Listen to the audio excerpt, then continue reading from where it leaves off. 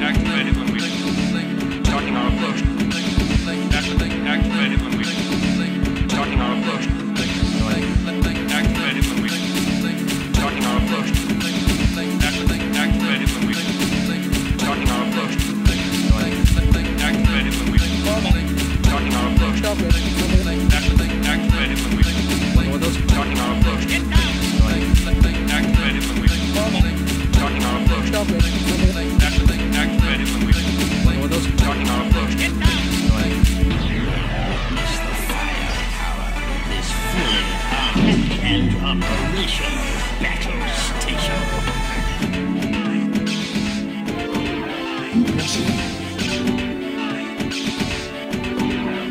Most impressive. Activated when we starting our approach. Impressive. Activated when we starting our approach.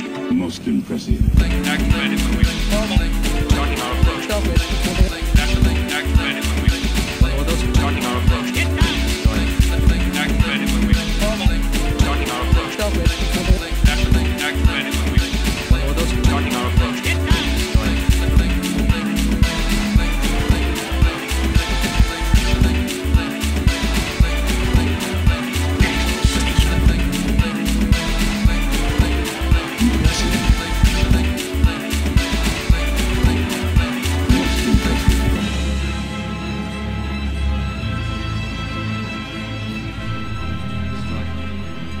What's going on, guys?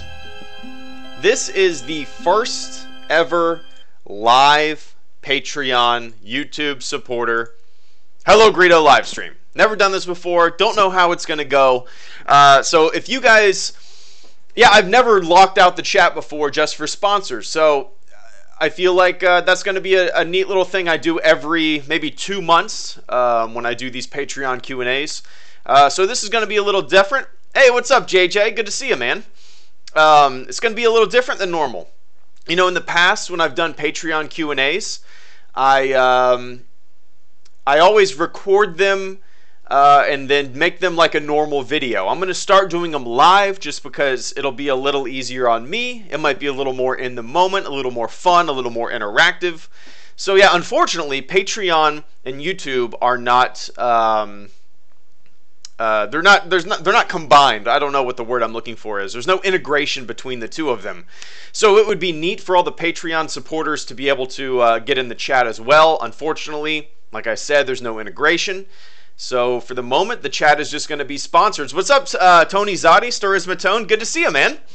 So yeah, this is going to be different. I'm excited. I hope you're excited. If you're at work, just, you know, minimize, hang out, listen.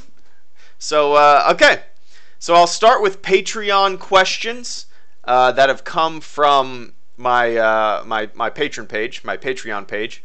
And these are people that support the channel on a monthly basis. So, EK Entertainment. I'm going to go top to bottom, obviously. EK Entertainment. Oh, and I guess this is kind of funny because I've been putting this live Q&A off to avoid spoilers. So some of these questions might actually be talking about what do I think about The Last Jedi before The Last Jedi came out. So I'll answer them best I can, I suppose. Alright, EK Entertainment. How and when do you think the Skywalker story will end? Well, the Luke story, I would say that it's not, you know, you could say that it's ended already. I would disagree with that. I think we're going to see Luke come back as a Force ghost in Episode 9.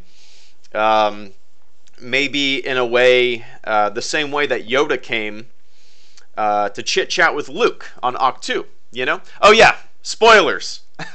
Spoilers. There will be spoilers in here. If the questions pertain to The Last Jedi, so... If you haven't seen the movie, be cautious. I'm not going to censor myself. So yeah, this is your opportunity to bail, I guess. But, yeah, I think the Skywalker story is still going on with Leia. Leia's still alive. Luke, I believe he will be a Force ghost in Episode 9. I think the Skywalker story will end in EK Entertainment when Leia potentially dies in the next film. That's not a guarantee. Obviously, I mean, I thought Leia dying in this film would be a guarantee, but I could not have been more wrong. You know? Could not have been more wrong. So yeah. So the Skywalker story, I think it's going to be told throughout the entire remainder of the trilogy. I think Luke is going to come back as a Force ghost. Leia might survive the entire trilogy. Who knows? But I don't know. I don't know. I think that you know, Star Wars has kind of moved past the Skywalker story in a way. Now we have the Kylo Ren story, which is kind of a Skywalker story, right? He's got that Skywalker blood in him. And now we have the Rey story as well. So I don't know. Be interesting. It might never. I don't think it's just gonna flat out end in this trilogy. You know, I think it's gonna be around to the end. But yeah. But thanks for the question, EK Entertainment. Owen Murator, what's your favorite planet in the Star Wars canon? Tatooine. Tatooine is my favorite planet in the Star Wars canon. It's where everything begins, you know? And I have a tendency to like things in movies, or like the first things in movies that we see in terms of like, I mean, Fellowship is my favorite Lord of the Rings movie. A New Hope is my favorite Star Wars movie. The first Back to the Future is my favorite Back to the Future movie. Raiders of the Lost Ark is my favorite Indiana Jones movie. I mean, the list goes on and on. Alien is probably my favorite Alien movie in the trilogy and the saga and the continuing saga that will never die. So yeah, Tatooine is just where it starts off. I love it. For the uniqueness of it, the first time I saw it as a kid, I just remember wanting to dive into this world, live on this planet. What is a moisture vaporator? That is such a cool goddamn idea, you know? So yeah, I would say Tatooine is my favorite planet in the Star Wars canon. Followed by... I don't even know. The planet that I would want to live on, if I could live anywhere in the Star Wars universe, would be Naboo. I mean, it's beautiful, right? All right. Gary Tester. Oh, what's up, Palp? It'll be weird if Leia didn't hit the bucket at some point. Yeah, I kind of like the subversion of it. Like, we all expected her to die because obviously Carrie Fisher is no longer with us, and it kind of... I was very surprised by that. Yeah. Very surprised by that. And she might survive through the rest of the trilogy. You never know. They might have footage that they didn't use from this film, and they might use it for the next film. Who knows? Gary Tester, since you were in the U.S. Navy, have you ever thought about doing a Navy-themed Stormtrooper armor set? No, I've never thought about doing that. I mean, Stormtrooper armor is pretty pricey, right? So I like to keep mine clean and pristine. I don't have any desire to like mark it up. But if I was gonna buy another Stormtrooper armor, a set of Stormtrooper armor to like modify and make it into something different, it would probably be a Jacksonville Jaguars armor set. I'd probably paint it teal and gold and black and make it look like a you know, almost like a NFL football uniform, but Stormtrooper armor. I think that would be the way to go. That's probably what I would do. But yeah. No, I've never thought about a Navy-themed Stormtrooper armor set. Just because I can't think... I mean, I could go to retirements, I suppose, in it. But with a Jaguar-themed Stormtrooper armor set, I could wear it to games, even though it would be miserably uncomfortable. And it'd be cool to walk around the stadium, even though there'd be a bunch of drunk assholes hitting me and patting me on the back and probably break my armor. But yeah. Oh, you know what? I completely forgot. Garrett, I completely forgot. I have your video loaded up. Okay, so with a certain tier of Patreon support for the HelloGreedo YouTube channel, you're able to submit a video question. Okay, so I have Grand Moff Garrett. readied up, and he's going to ask a question here in this video segment. It should have been the first thing that I played, but I completely forgot to click on it. I apologize, Garrett. I apologize. But here we go. Ready? I hope you guys can hear it. I hope you guys can hear his video. We'll see. Let me know if you can't, all right? Fleet members and mods? Hey Greedo, it's Garrett from Garrett and Justin Triggered, and first off I want to say thank you again for showing up on our podcast. That was an honor, and we had a good time, you know, making you squirm in your seat. So the question that I have for you is, why did you get rid of the always with you what cannot be done little audio track at the end of your videos? Noticed it's been gone now for quite a while, and just wanted to see what happened. Was there a trademark thing or something? Did somebody stop you? Happy holidays, and thanks a lot for your content. Nice.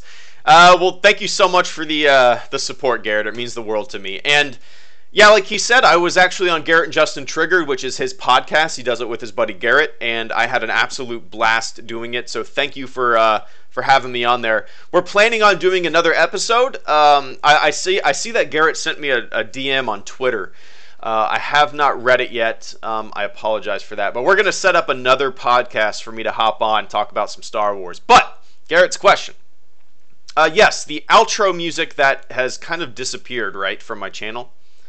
It never fails that I go into the comments section of my videos and people are like, I miss the outro music. What happened to the outro music? All that kind of stuff. The reason that I got rid of it, and occasionally I'll forget to mute it, you know, occasionally it'll pop up there and I'll be like, damn it, is because there are beeps and blurps and stuff like that in that outro music that I would be worried, that I kind of got worried about in terms of copyright infringement. I didn't want all of my future videos to be demonetized in a flash. Like Dash Star, you guys know Dash Star? A ton of his stuff got demonetized. And that is honestly what scared the shit out of me. I was like, if they can demonetize all of his stuff, and granted they were Star Wars songs, you know. This is kind of a modified version with some sound effects in it. So I'm probably being a little too cautious, but in terms of like copyright infringement and stuff like that, you can't be too cautious on YouTube. So that is complete. I mean, you nailed it on the head. Nobody told me to take it down. Nobody told me to do anything, Garrett.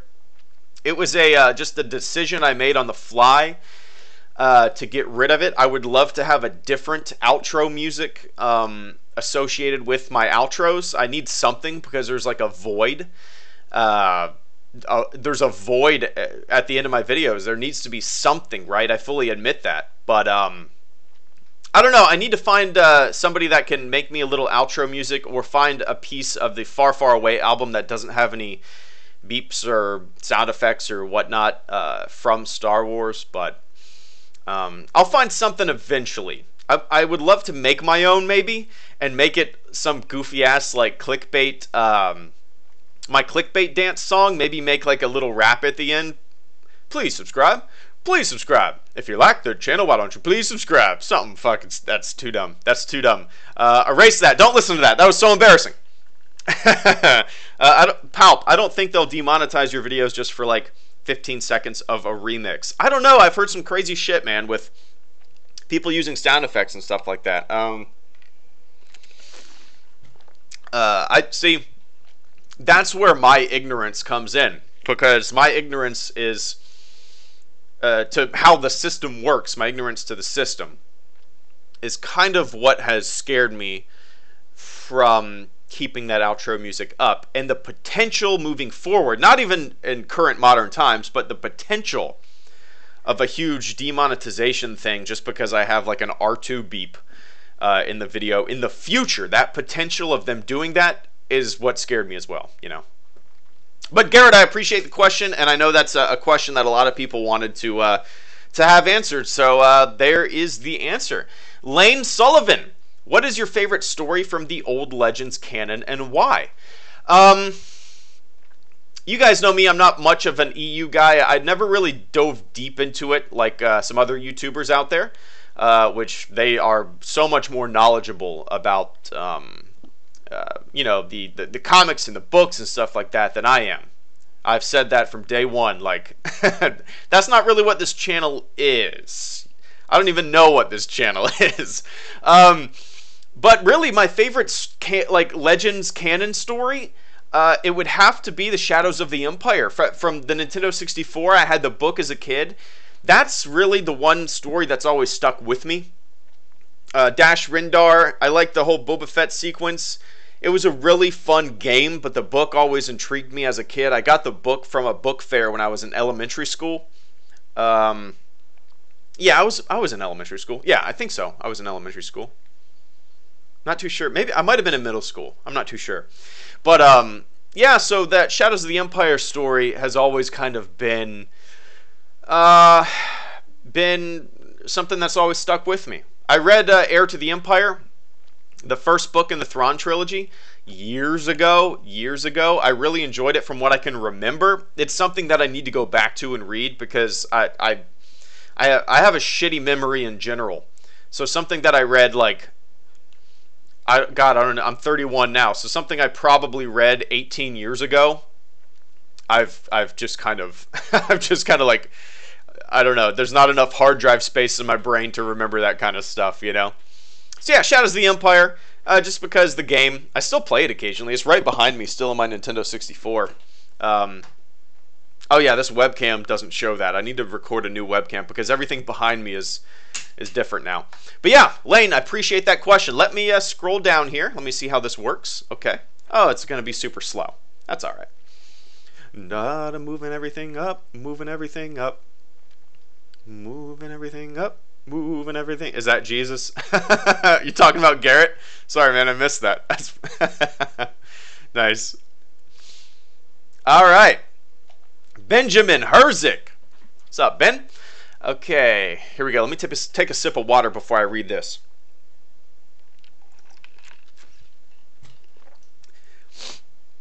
All right. My question is about Star Wars games. All right. Oh, yeah, I have not read any of these questions yet, so I haven't had time to prepare my answers. So it might be a little jumbled and all over the place and sporadic. A little different than my past Patreon Q&As where I write everything out, and it takes me like 3 days to actually make them. This will be a little different, a little more off the cuff, a little more fun in my opinion. After LucasArts was closed down, EA got the exclusive rights to make AAA Star Wars games. So far, they have come up with 2 Battlefront games, both disappointing in their own ways. The single-player Star Wars RPG game developed by the now closed Visceral was essentially canceled and is being retooled according to the shifts in the marketplace. My question is, do you think EA should lose the exclusive rights to Star Wars video games? I said this years ago when the first Battlefront came out. And I've said this between the first Battlefront and the second Battlefront a lot, that it is a bummer to me that one studio has exclusive rights to make the video games, because we're not seeing a lot of innovation. You know, they've had the exclusive rights for a while now. Nothing's been really announced. It seems like things are a little chaotic. Like you said, the Star Wars RPG is being completely changed. I don't know what that means. Nobody knows what that means. I mean, we can all speculate, right? So who knows if it's going to be a shadow of its former self, but we don't know what that former self was. So who knows? But overall, I made a video back in the day called like "Where Are All the Star Wars Games" or something like that. Sorry about that. I just hit my microphone. Yeah, that video was called like "Where Are All the Star Wars Games?" I think that's what it was called. And I basically broke down from like decade to decade, or maybe 5-year increments, and how many Star Wars games would be put out. You know, not all of them are great, but there were Star Wars games. We had a lot of Star Wars games coming out. And nowadays, there's like nothing. I mean, yes, we have these huge Battlefront games, and I really enjoy them. They're a lot of fun. Yes, they have their flaws. The single-player campaign for Battlefront 2 left a lot to be desired, in my opinion. It wasn't what I was looking for or expecting. It became like Star Wars Greatest Hits. Play as Luke, play as Lando, play as Han, play as Leia. I just want to play as Iden, and I want to slaughter rebels. But yeah, to see Star Wars in all of its glory be hamstrung by one studio and Disney. We can't discount Disney. Disney has to greenlight everything, right? So they're probably a little more apprehensive about what they put out, because everything that they want to put out has to adhere to the canon that they're writing, right? So every story that we're going to have in a future potential single-player game will have to fit in with that canon, and they might be a little apprehensive on putting that out. They don't know what's going to hit, what's going to miss. So there's two parties. You got EA, you got Disney, and I think they might be a little wishy-washy on what they want to do, and it is a bummer. I don't think EA should maybe lose their exclusive rights. I just want more information, more Star Wars games. That's really all I want, right? That's all we want, more Star Wars games. And at the moment, judging by the past with LucasArts and how many Star Wars games were put out in 5-year increments or whatever, it's a bummer to see what's happened, because we just haven't had much. That was a long answer and a lot of rambling, but yeah, Benjamin, I think me and you probably see eye to eye on a lot of this stuff. I just want more Star Wars games, and it feels like things are a little disappointing. You know, it's a little disappointing. But let me scroll up again.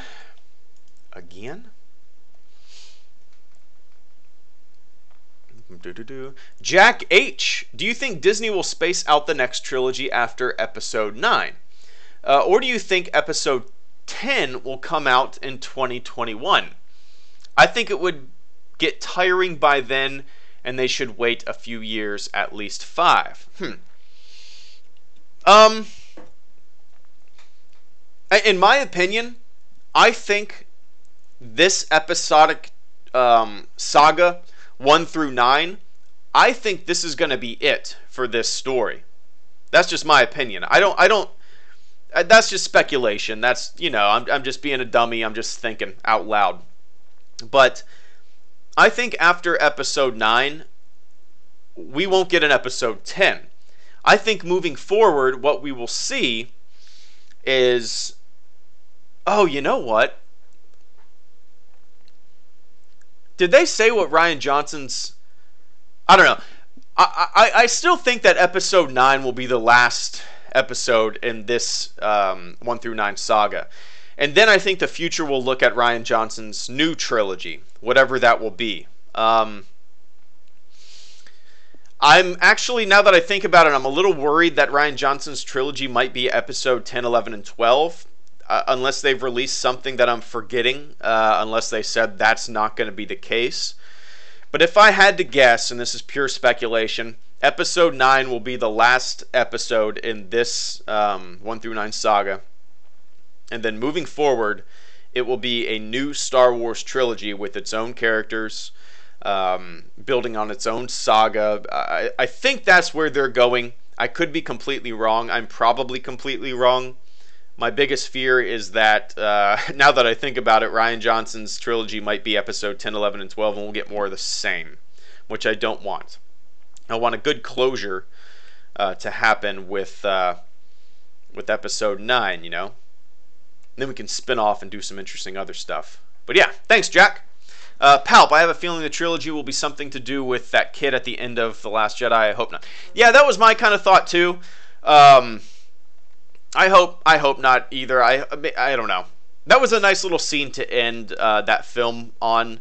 I don't know if I want to see Rian Johnson's trilogy be that, you know. But yeah. What's up, Garrett? I played your video. I played your video maybe 10 minutes ago. You'll have to go back and watch it. You'll have to go back. What's up, Raymond? We got some HelloGreedo Fleet member sponsors coming in here. Nice. Mark Mueller, what is the coolest or most interesting thing that ever happened to you in the Navy? I love your channel and have been subbed for years. Well, thank you, Mark. I appreciate that. Let me take a little sip of water.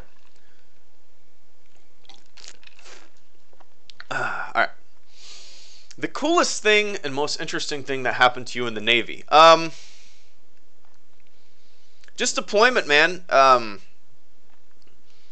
It's hard to explain. I mean, the whole experience, really.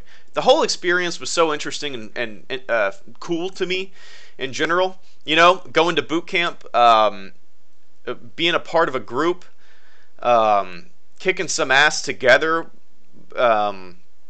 working together.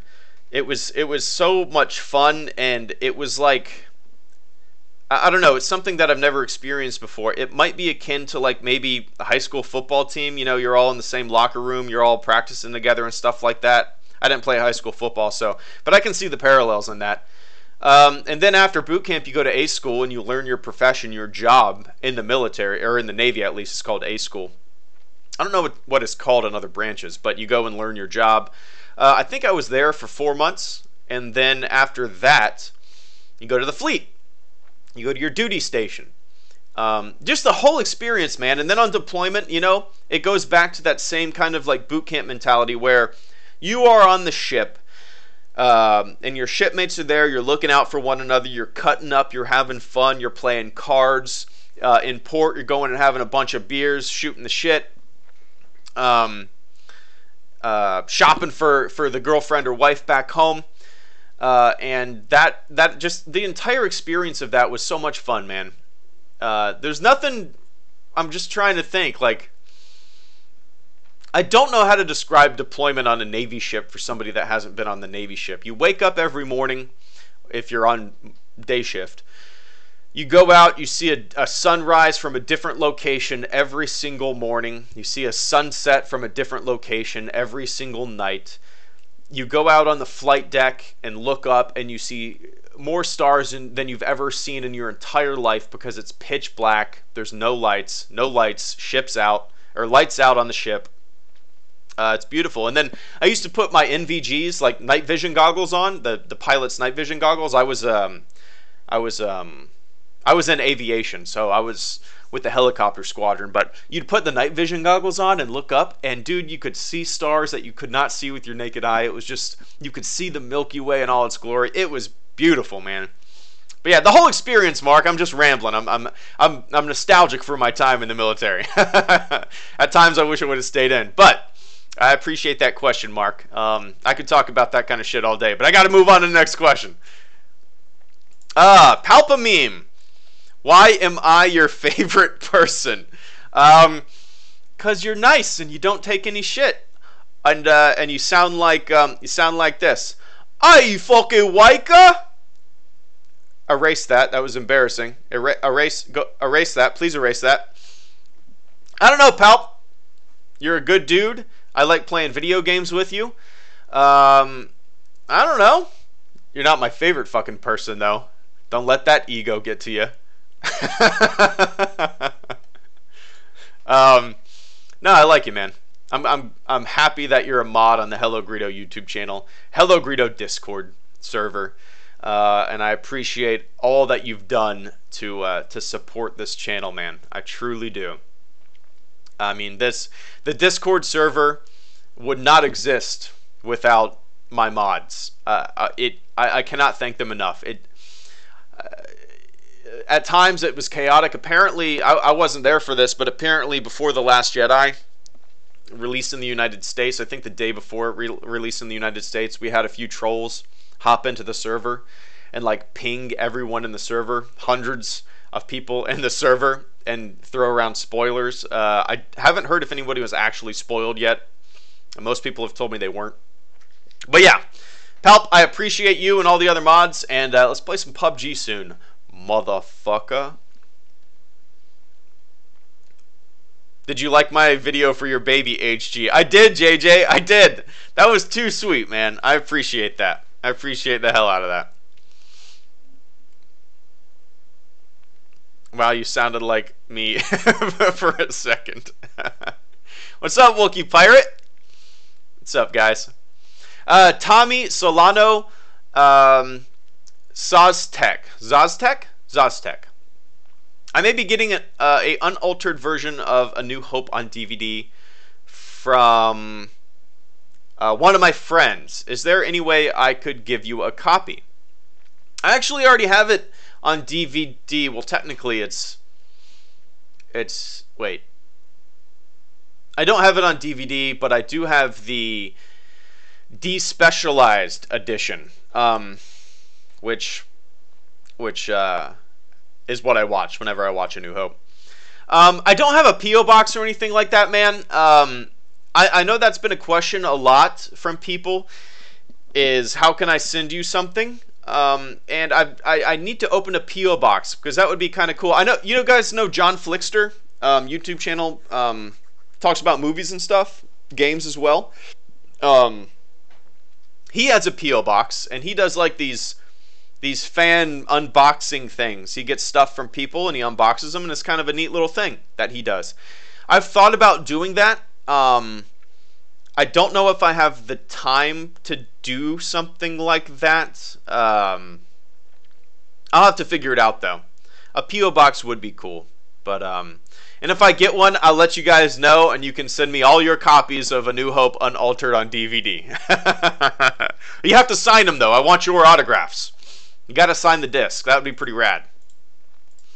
All right. Oh, my man, Rick Card. Astro No Mango. What's up, dude? You can have dinner with 3 famous people, living or dead, fictional or real. Ooh. Who are your choices and why? Bonus question.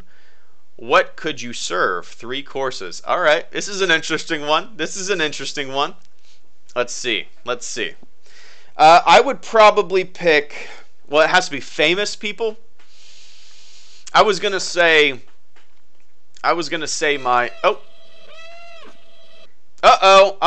bummer. Let me play that again, if that's going to work.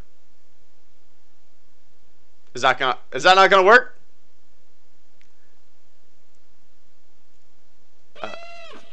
Oh, come on. I'm trying to get it up there.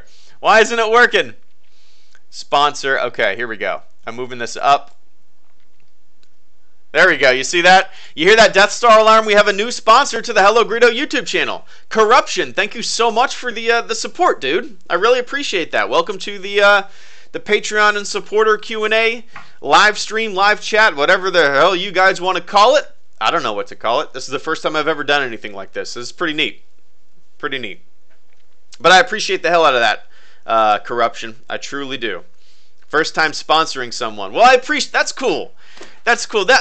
That's the future. This is like the future of I don't know, online content or creators is supporting them, because the way the ad system and stuff like that, it can be super wishy-washy at times. So if you guys like, not even just my channel, man, if you like other people's channels or their music or anybody on Kickstarter, you think they have a cool idea and you want to back them,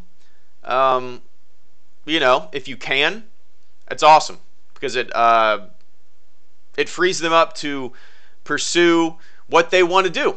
And if you like their content, it's a cool way to just get involved with what they do. So yeah, Corruption. I appreciate the shit out of that.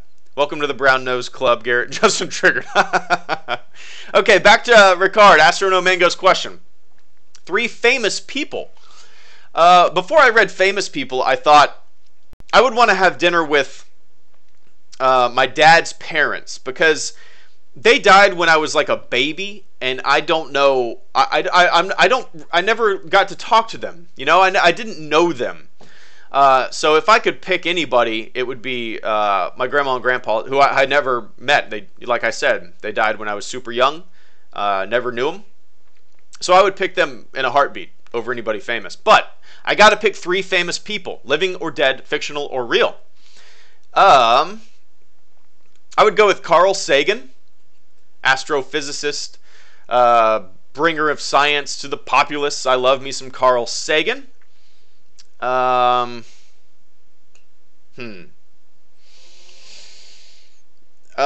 I would probably want to have dinner with, golly, this is tough. This is really tough. I don't even know. Holy shit. Carl Sagan, and this list is going to change all the time. I'm just thinking of interesting people. I would like to have maybe Dwight D. Eisenhower, General Eisenhower, President Eisenhower. He's always been my favorite, my favorite president. I would love to pick his brain about modern times and stuff like that. And then I would probably go with George Carlin. George Carlin is my all-time favorite stand-up comedian. He's not just a stand-up comedian. He's like he's a wordsmith, man. He's a poet. He breaks down culture.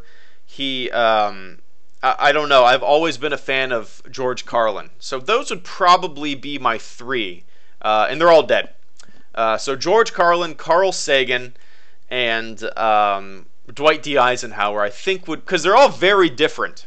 They're all very different human beings with very different worldviews, and I think it would be incredible to sit all of them down, pick their brains, maybe have some deep conversations about things.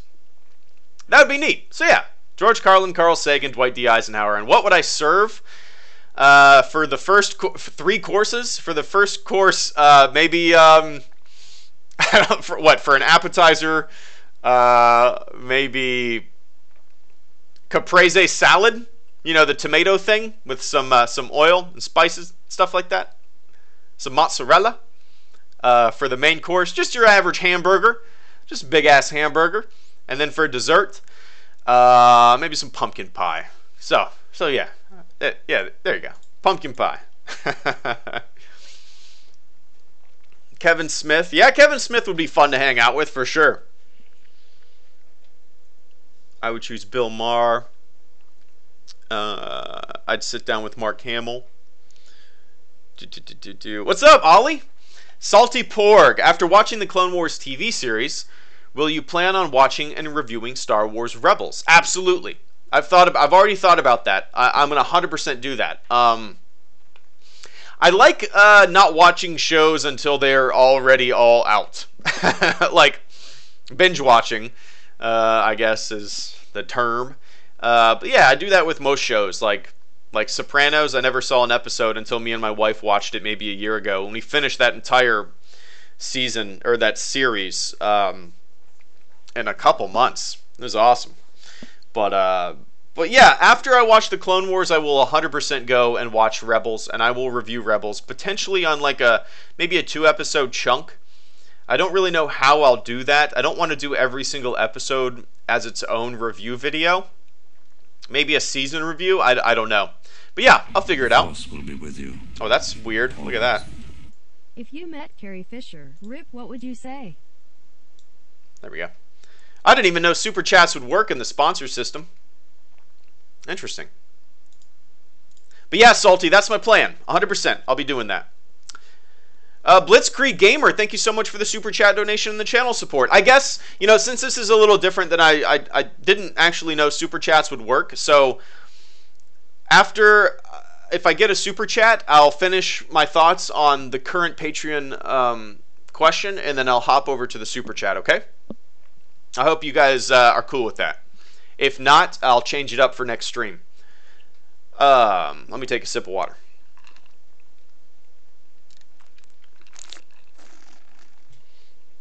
Hey, what's up, Thaddeus? If a friend sends you a hilarious Photoshop, how long do you tell them it's hilarious? Oh, I saw it. I laughed. Dude, yeah. I should have said something. I laughed. Oh, man. Blitzkrieg Gamer. If you met Carrie Fisher, RIP, what would you say?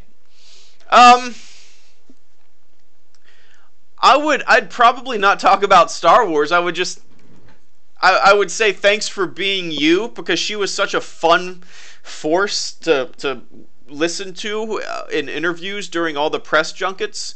I like people with no filter, and she had no filter. I like people that seem fearless, and she seemed fearless. So I would tell her I appreciate her as a person and the way she was, because she always put it out there, and she told people what she thought and never hid her true feelings. And yeah, I'd probably not talk about Star Wars because I'm sure everybody would talk about Star Wars with her. so yeah, I don't know. Maybe I would just bring up some random topic, chit chat. But yeah, Blitzkrieg Gamer, I really appreciate that support, man. I did not know super chats would work in here, so thank you for showing me that they do. This is a sponsor-only chat. Yes, it is, Garrett. Uh-oh, we got a new fleet member. Who is that? Anthony Broom. Thank you so much for the super chat donation and the channel support. I truly appreciate that, man. Welcome to the fleet. Everybody in the chat right now, say, welcome to the fleet, Anthony. I really appreciate that, man. Thank you so much. And enjoy your stay.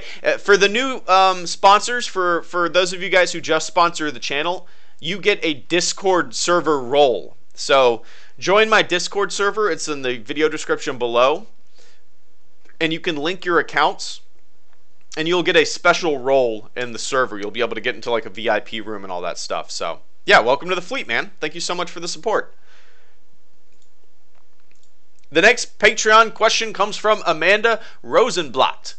What is your favorite Star Wars related accessory you use in everyday life? Mine is my Dooney and Burke Star Wars Force Awakens purse. Related note, if your wife likes Star Wars too, one of these Star Wars D&B bags makes a great gift. Nice. Let me look that up.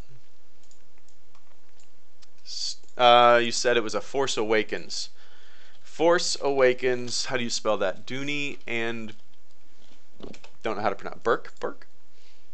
Oh, that's pretty sharp. I like that design. That's pretty sweet. Let's see what the price is. Currently unavailable is the price. No, that's cool. I'll have to look into that. Nice. But my favorite Star Wars accessory I use in everyday life. You're looking at it. That Stormtrooper helmet. I mean, yeah, that's my favorite Star Wars accessory. And I do use it in everyday life. I'm trying to think of something else that I use. I mean, I would say my BB-8 coffee mug, but I broke that the other day. If you saw the Instagram story, I broke the handle off when I was doing the dishes. That was a big bummer. Other than that, I don't really have other stuff that I use in everyday life. Maybe my car windshield, like, sun visor thing. You know what I'm talking about? You spread it out on your dashboard and you put it in your visor to block out the Florida sun. It's the front-facing like camera of the Millennium Falcon, so you see Chewie, Han, Luke, and Obi-Wan looking out of my car. It's kind of neat.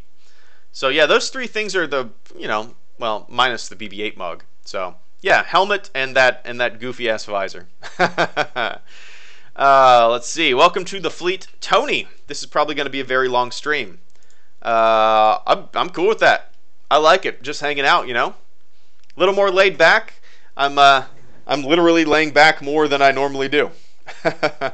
Connor, what is your opinion on the DCEU and MCU?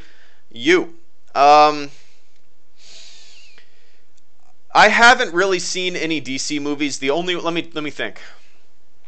The only ones that I've seen, the only one that I've seen is, I guess, just Man of Steel. I think that's the only one that I've seen. So I can't really comment on the rest, you know. I know the reviews and whatnot haven't been good, but so I you know, I'm not going to say anything about them because I haven't seen them. I can't base my opinions off of other people's opinions.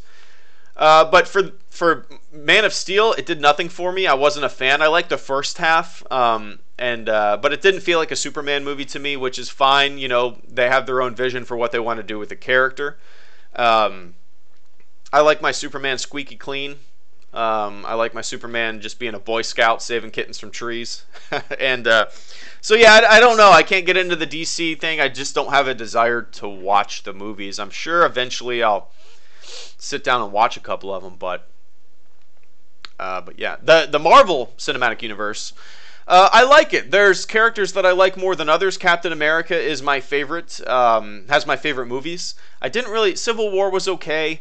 But Captain America: Winter Soldier is my favorite. It might be my favorite superhero movie. Period. I love it. You know, it feels like a big, broad movie, but it's a pretty focused movie. There's a lot going on, but there's not a lot going on. Does that make sense? Captain America, the Winter Soldier, is just, to me, it's a perfect superhero movie. I love everything about it. Overall, like nowadays, I used to get very excited for these superhero movies. Nowadays, I'm kind of fatigued. I'm burned out with them. I don't get as excited as I used to be. I haven't seen one in a theater since Civil War. I don't really get into them that much. Yeah, I mean, it's it's not really my thing. I'll sit down and watch them. I'll enjoy them for what they are. But yeah, I don't get into them that much anymore. Unless there was another Captain America movie that, I'd probably dig. But yeah, I don't really get into them that much anymore. I saw Justice League. Spoiler alert, it sucked. Sebastian Gotts. What's your favorite Star Wars board game? Would you consider filming board game reviews for the channel? I don't know if I've ever played a Star Wars board game. I'm trying to think. I don't think I've ever played one, man. The only, tabletop anything Star Wars I've ever played was the old Star Wars. It was a card game from the 90s, probably. Let me look that up. Star Wars card game, 1995. Somebody already filled that in. Customizable card game. Yeah, this is what I'm talking about. Yep. Star Wars customizable card game. That's really the only thing that I've ever played tabletop-wise. And I never really played it that much, I played it occasionally with my friends, maybe, I don't know, a handful of times, but for the most part, I just liked looking at the art, the card art. It was just kind of a cool thing to have, but it was fun to play from what I remember. I'm sure, I have a shitty memory. I'm sure I played it more than I thought I did. Overall, board games, I've never really played any board games like that in general, in terms of like a fantasy or sci-fi setting based off of a franchise. The one board game that I played a lot of as a kid, obviously you got Monopoly, you got Mousetrap and all that stuff, but I played a lot of Talisman. I don't know if you guys know what Talisman is. It was a fun, pretty simple game, kind of an adventure fantasy setting. My next door neighbor, his dad was super into like D&D and Ultima and all these fantasy board games and computer games and stuff like that. So I would go over to his house and we'd play Talisman quite a bit. I've been meaning to get it. It's on Amazon for like $50. The problem is I don't know if any of my buddies or anybody would want to play it with me. but yeah. Star Wars customizable card game. Great name. Yeah, no kidding. I just thought of that too. Like, what are we going to call this thing? Tony, what are we going to call this thing? How about the Star Wars customizable card game? Perfect. Box it up. Send it out. Perfect. We don't need to think about it anymore. That's perfect. Venom Jew Bear. What's a question you've been wanting to have asked on here? Whatever that question is, pretend I asked it to you. Well, that's a good question. That's a good not question.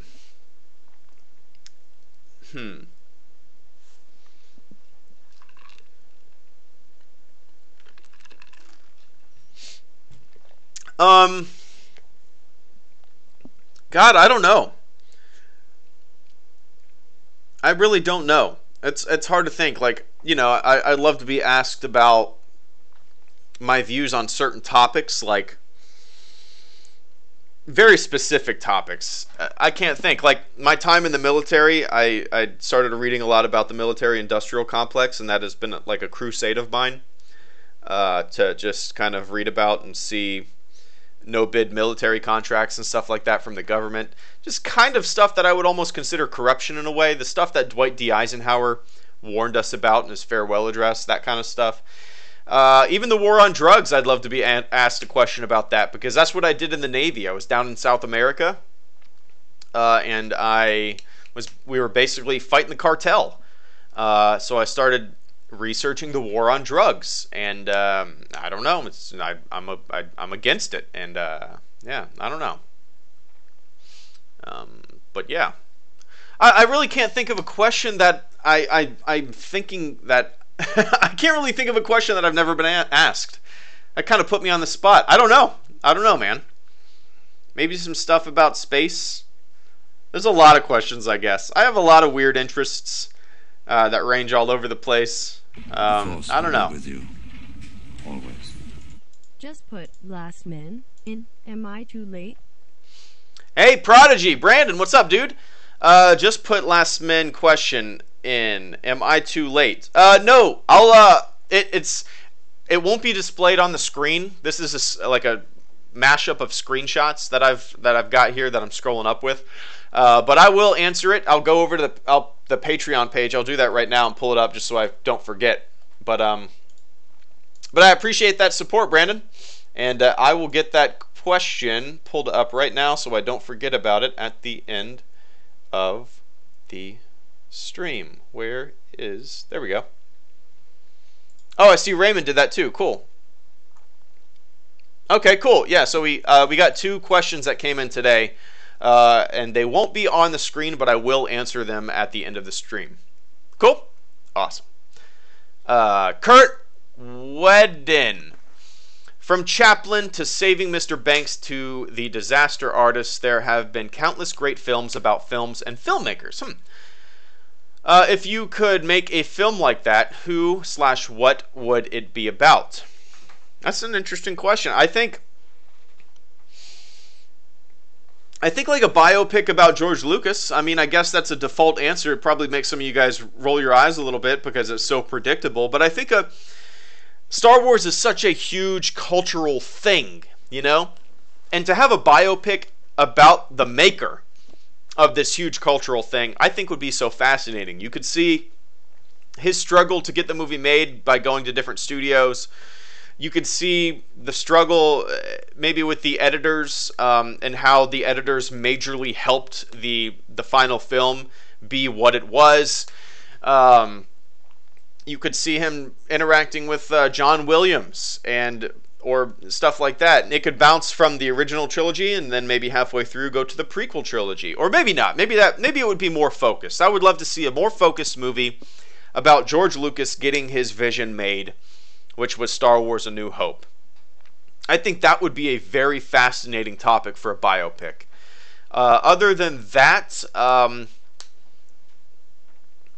don't know. I mean, obviously Spielberg would be cool too, but I think George Lucas, just because of the cultural significance of what he's created that's still around today, 40 years later, I think would be a pretty fascinating little story to follow.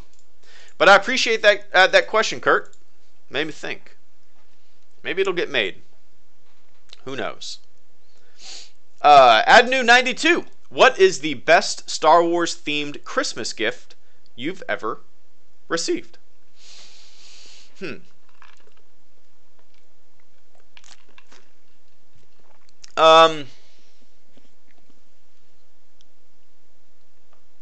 That's really tough.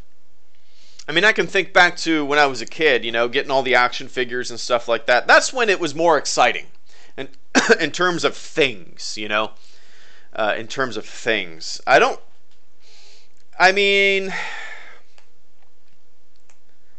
Like nowadays I get like Star Wars socks, right? Exciting. I like them, but they're not as exciting as like a fucking Millennium Falcon as a kid that lights up and you can put action figures inside of it, you know? The coolest thing, I'd have to go back to my childhood. Getting the big Millennium Falcon, even like Shadows of the Empire for the Nintendo 64. I don't know. In modern times, I can't really think of anything Star Warsy that that I get. I mean, my mom and my dad always get me a ton of Star Wars ornaments for Christmas. I mean, if you guys have ever followed me on Instagram, and I've posted pictures. I don't know if I posted one this year, but last year I posted a bunch of pictures of my Star Wars ornaments. I don't know. I've lost count. I probably have over 50 Star Wars ornaments. I don't put all of them on the tree. I need to get my own tree for my office so I can put them all on. That'd be a kind of a cool backdrop for videos, actually. I should have done that this year. Maybe next year. But, yeah, modern times, I can't really think of anything super awesome. I'd have to go back to my childhood, to tell you the truth.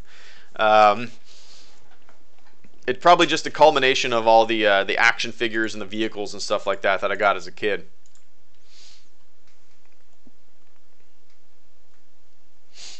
Jack Evans. So you talk about how you and your buddies played Battlefront 3 and 4 a lot, but not Battlefield 1. Why is that? Where did Battlefield 1 fail to grab your attention, in your opinion? That's an interesting point.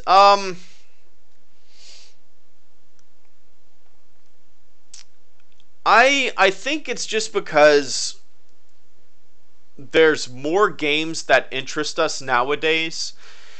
We played Battlefield 1 for maybe a month, on and off, but then we would go back to like Insurgency or Day of Infamy or these or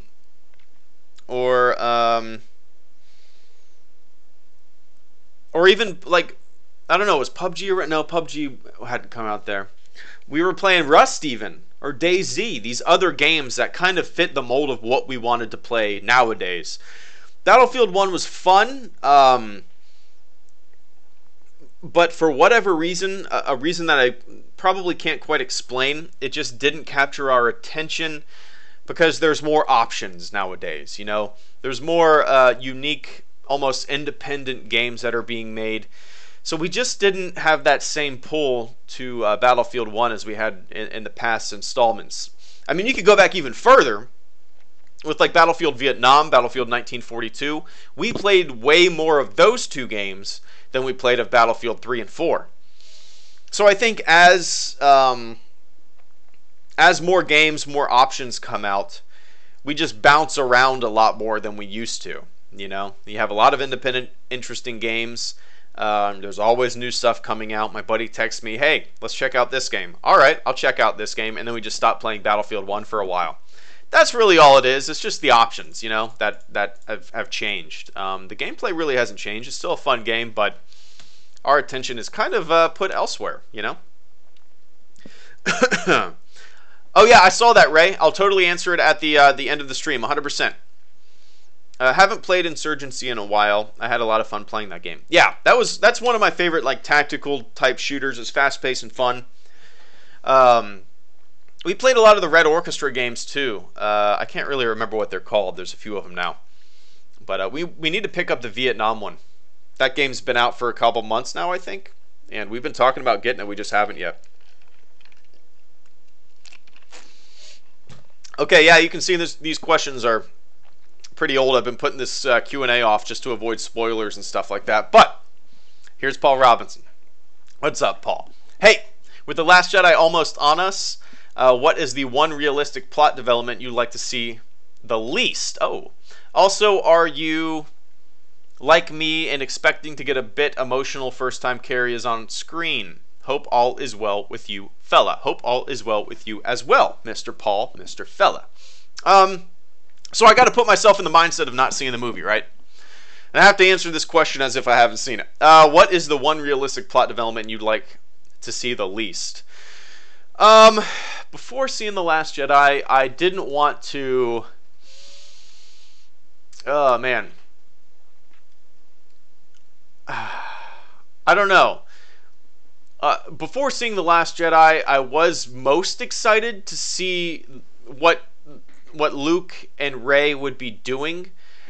The plot points that didn't excite me the most were actually the ones that I was most disappointed with in the movie. I wasn't really excited to see the Canto Bight stuff.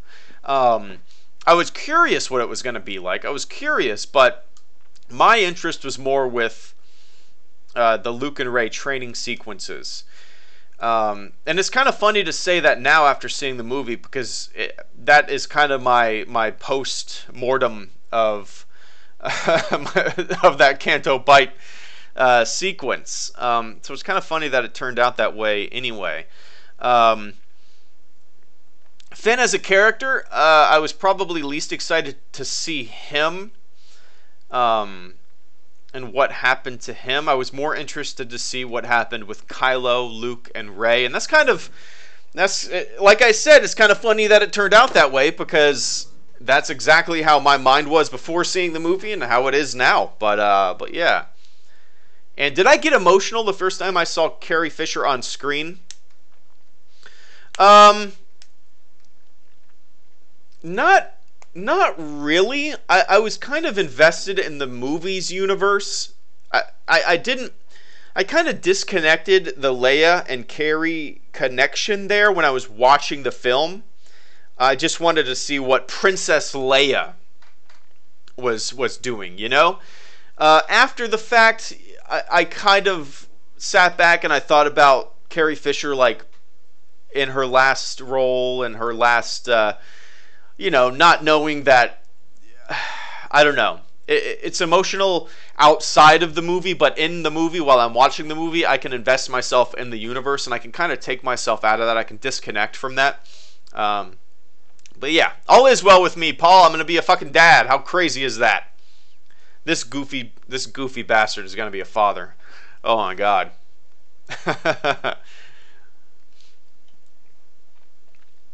Hello, what have we here? What's up, Liam? Tyler Bryant. What is the weirdest and most strange fan theory you've heard about The Last Jedi? Well, they've all crashed and burned, right? There was a lot of Snoke theories. You know, that's cliche to say, but a lot of Snoke theories that were super weird. The ones that, like, just any character from the past was automatically Snoke, and then there would be these huge videos made about it, and these huge write-ups made about why Snoke is Mace Windu, or why Snoke is Tarkin, or what. I mean, it was all so dumb.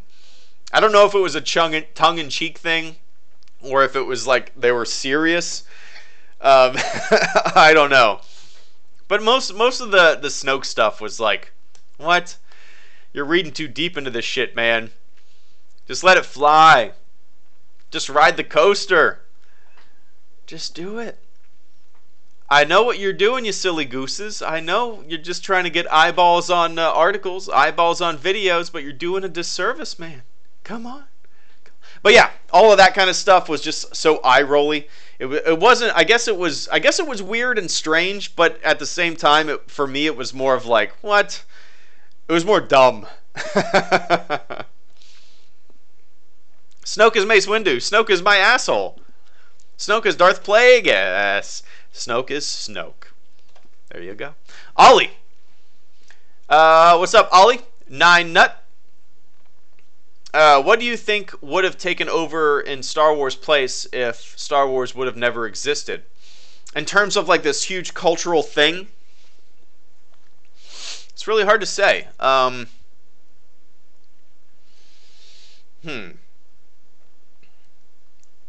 God, I don't even know, because other things have had the opportunity. I mean, Harry Potter is on par with Star Wars, right? The craze of Harry Potter would probably be the Star Wars. It's kind of interesting to me, because that Harry Potter for a lot of people is their Star Wars. They love Harry Potter as much as I love Star Wars. Maybe it was just I didn't really grow up with them, the Harry Potter stuff, so maybe that would be the huge cultural thing. But I don't know. Cultural things have a tendency to be in the moment. Like, between the prequels and between the new saga, the new trilogy, Star Wars was kind of on the back burner of a lot of people's minds. I had the channel before Disney acquired Lucasfilm, so it was on the front of my mind. It's always been on the front of my mind, but culturally, it was just kind of on the back burner. Everybody loved them, yeah, but it wasn't topical. It wasn't there. You had Lord of the Rings. You have Harry Potter. that kind of stuff. So maybe, I don't know. I really don't know. It's hard to say historically looking back. It's really difficult to say. I don't know. Probably Harry Potter. Yeah, you got Marvel now too, pal. Right. Cultural thing, the changes it made to the movie industry. Yeah, that's true. That's true. It's very hard to say, like, without Star Wars, would we have gotten these other movies? We probably wouldn't have gotten 2009 Star Trek the way it was, you know? It had a lot of influence. Created the blockbuster. It literally created the blockbuster.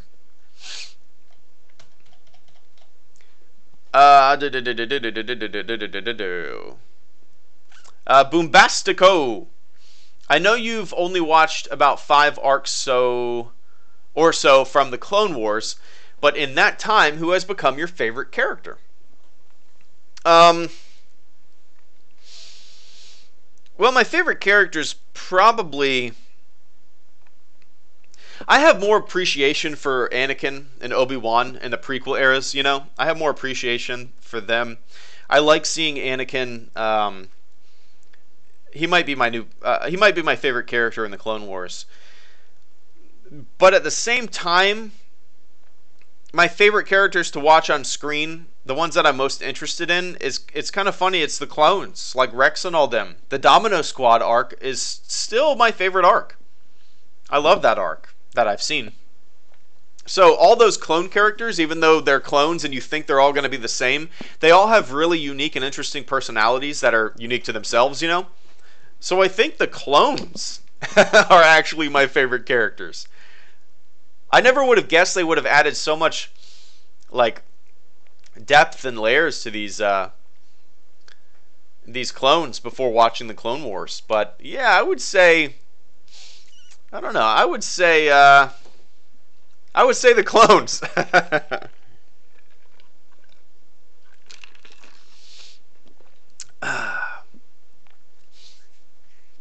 All right, let me scroll up. But I appreciate that, Boombasco. Good to see you, man.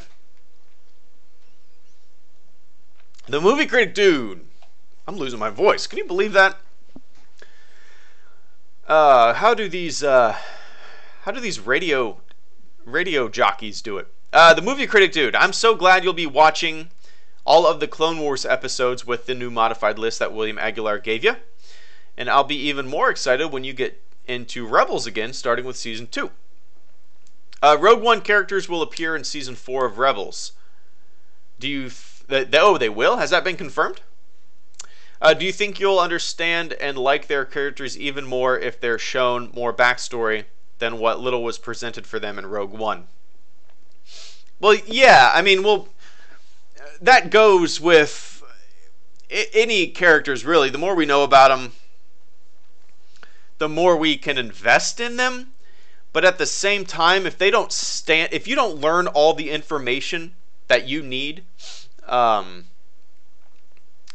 if the movie doesn't stand on its own in terms of character development, then everything else is kind of like backwash to me. It's kind of like I don't know. Will I appreciate their characters more than seeing them in the film? Yeah, of course. Yeah, you know, we'll spend more time with them. That's interesting. I didn't know that it was already confirmed that they were going to be in Season 4 of Rebels. That's kind of got me a little more intrigued to watch Rebels. But I don't know. I separate the two, you know? I separate the films and the cartoons, the TV shows. Rogue One didn't do much for me as a film. Maybe Rebels will make me appreciate the characters more. I don't know. But I'm glad you're enjoying the Clone Wars reviews. I'm glad you're doing. I'm enjoying watching them. It's kind of fun for me because you guys already know what all happens. You guys have seen all this stuff, and for me, as the late bloomer that I am, I'm coming into it blind. I don't know shit about the Clone Wars stuff. So, in a way, it's kind of like when I make Star Wars profile videos, right? I don't really know the backstory of a lot of these people that are involved in the Star Wars universe. Or not in the universe, but in making Star Wars. So I enjoy doing the research. And it's almost like I'm presenting a paper for school. It's a research paper almost. And in that way, Clone Wars is kind of a research paper too, because you guys are all familiar with it. I'm coming in as a late party. I don't know anything about it. And that it's fun to me. It's fun to me in that way. Ian Reichs. Sharks or whales? I guess whales. They're interesting. I don't know if it's true with whales, but it's true with dolphins that they have certain dialects based off of where they are in the world. It's fascinating to me. Dialects. Accents, almost. It would be like a southern accent versus a Boston accent. There's different accents and dialects for dolphin communication. That's fascinating. And they have their own names. They have their own names. I'm not making this shit up. You can look it up. It's fascinating. Whales, I don't know. Whales are more interesting to me because they have like a structure to their groups. I don't know. I'd say whales. That was a long answer for a very simple question.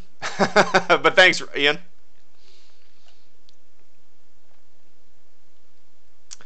All right, Christoph Mueller. Who is your least favorite original trilogy character and why? That's tough. That's tough. That's tough.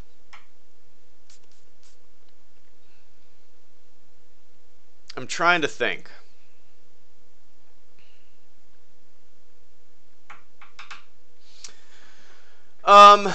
Man. Maybe Salacious Crumb? That's too that's too tough. What's interesting to me is, you know, somebody brought this up on Twitter. I wish I could remember it, and I'm probably going to butcher what he said. But for the most part, we all watched the original trilogy back to back to back.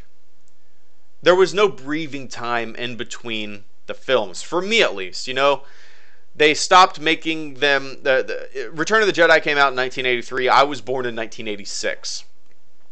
So there was no time in between the films. I just watch A New Hope, watch Empire, watch Return of the Jedi, boom, boom, boom, boom. No time to breathe and speculate and all that stuff.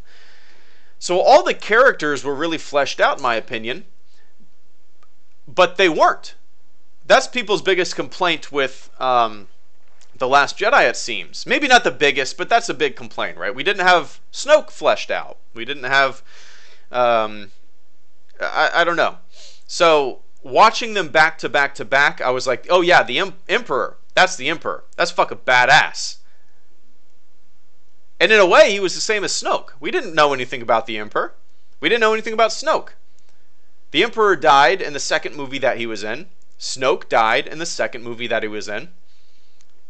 He follows that same Emperor arc to a T almost. Yeah, maybe the Emperor was more interesting in the way he wanted to turn Luke at the end of Jedi, all that kind of stuff. He was the product of Vader's redemption by being thrown off of the down the depths of the Death Star. But yeah, I don't know. A least favorite character, I really don't know. That's too tough, man.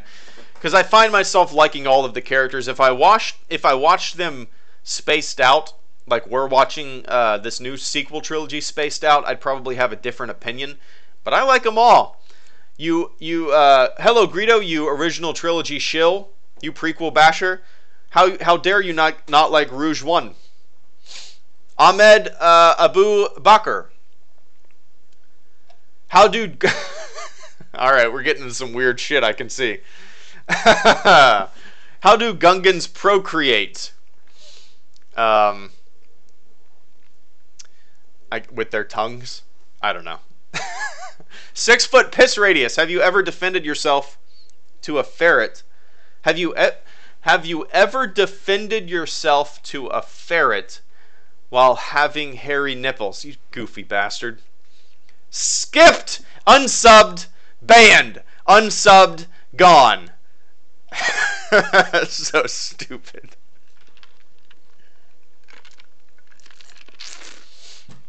Raymond Leon.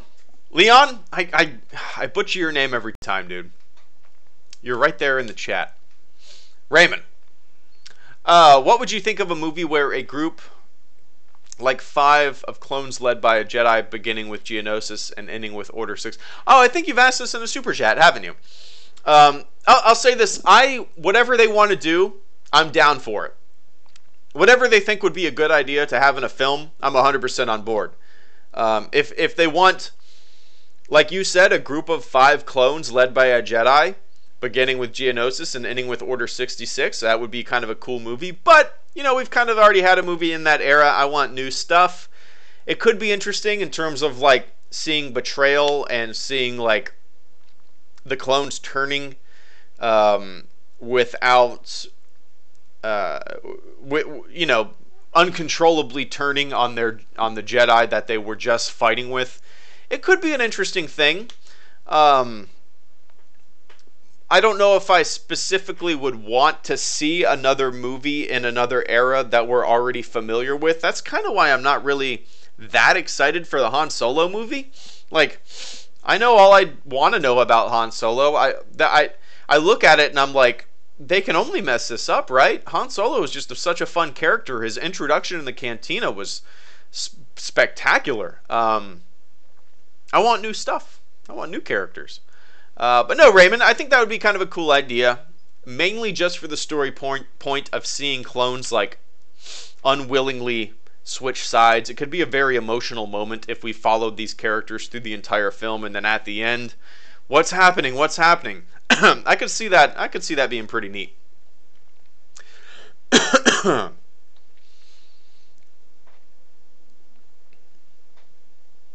James Beverage. Sorry, guys. I need to get more water.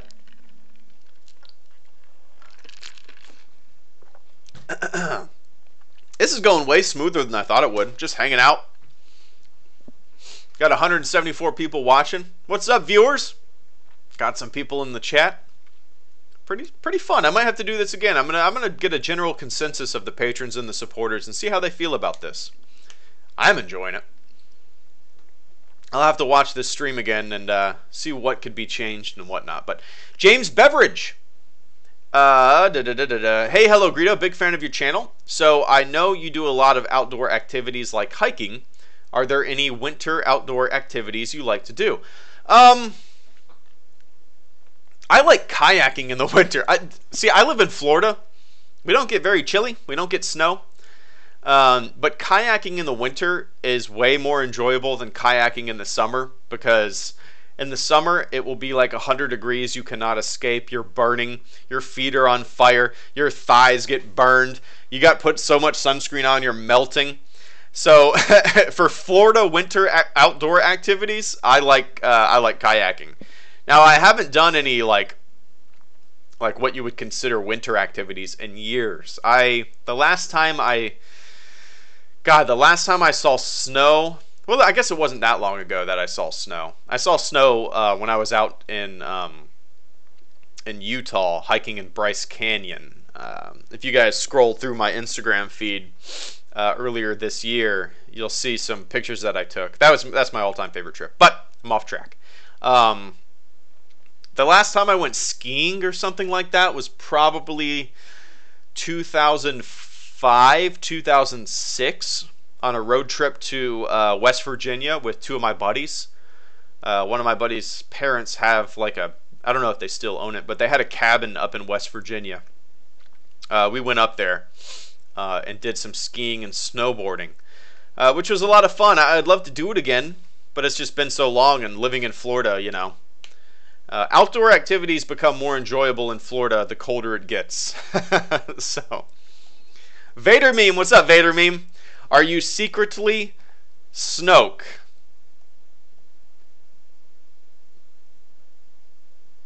Yes. Chris, in addition to being a Star Wars fan, I've thoroughly enjoyed Avatar: The Last Airbender, the show, not the movie. Ever seen it? Whether you have or not, no worries. The main gist is that there is an avatar who is reborn / reincarnated in a similar way to the Dalai Lama. When I first heard that theory of Rey as reincarnated Anakin, I dismissed it as bantha fodder. Poodoo. However, looked at it the right... Wait, however, looking at it... What? Looked at in the light... Oh, I see. Man, I cannot read. Looked at in the light of how Avatar does it, I became intrigued. Would you be receptive to the Force birthing a highly sensitive Force being every generation? Does that take away from what we know the Force to be? I'd love to hear your thoughts on this. P.S. I'd love for you to check out this YouTube video I made. My apologies if it feels too HelloGreedo. I think your process and your videos were the spark that got me going. Thanks, man. Chris, let me find this. Let's see. I'll have to mute it. Oh, nice. You're wearing a Boba Fett helmet. Hoth Han. Nice. That's cool. No, I dig it. I dig it. No, I have not seen Avatar: The Last Airbender. I don't know anything about it. That's kind of neat. But to answer your question about Rey being a reincarnation of who specifically did you say? Anakin. I've heard that. I've heard, you know, people speculating that she was a reincarnation of I almost said Palpameme. That she's a reincarnation of Palpatine. It's a cool idea. I was kind of apprehensive about it when I first heard it, and then it kind of sunk in. It's out of all the theories that I've heard, that's actually one that's kind of intriguing. Yeah, at first I was kind of like, no. But I don't want them to do it in the movie, but it's kind of a cool idea. You know, you have, with like Anakin, you have the virgin birth. So maybe they could do that again. Like the Force, like you said, the whole Dalai Lama thing. It's a cool idea, a cool theory. I don't really buy into it that much. I don't hate it as much as some people might think I would hate it.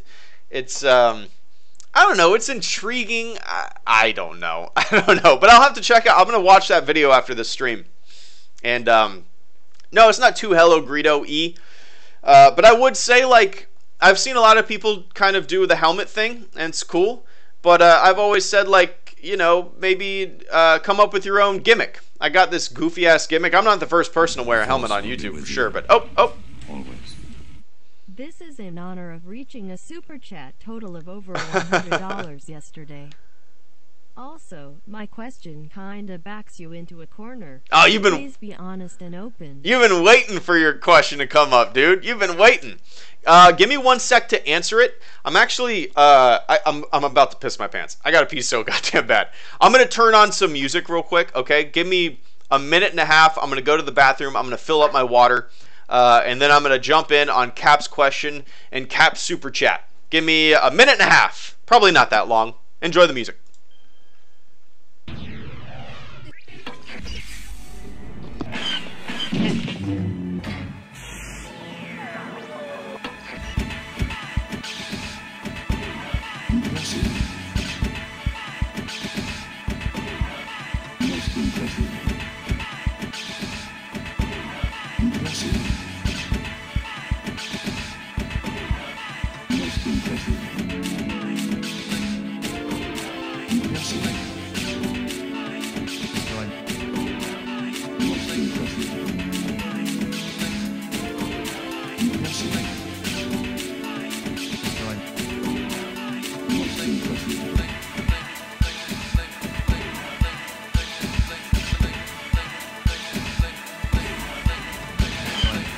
Activated when we starting our approach. Activated when we starting our approach. Activated when we starting our approach. Activated when we starting our approach. Activated when we starting our approach. Activated when we starting our approach. Activated when we starting our approach. Activated when we starting our approach. Witness the firepower of this fully armed and operational battle station.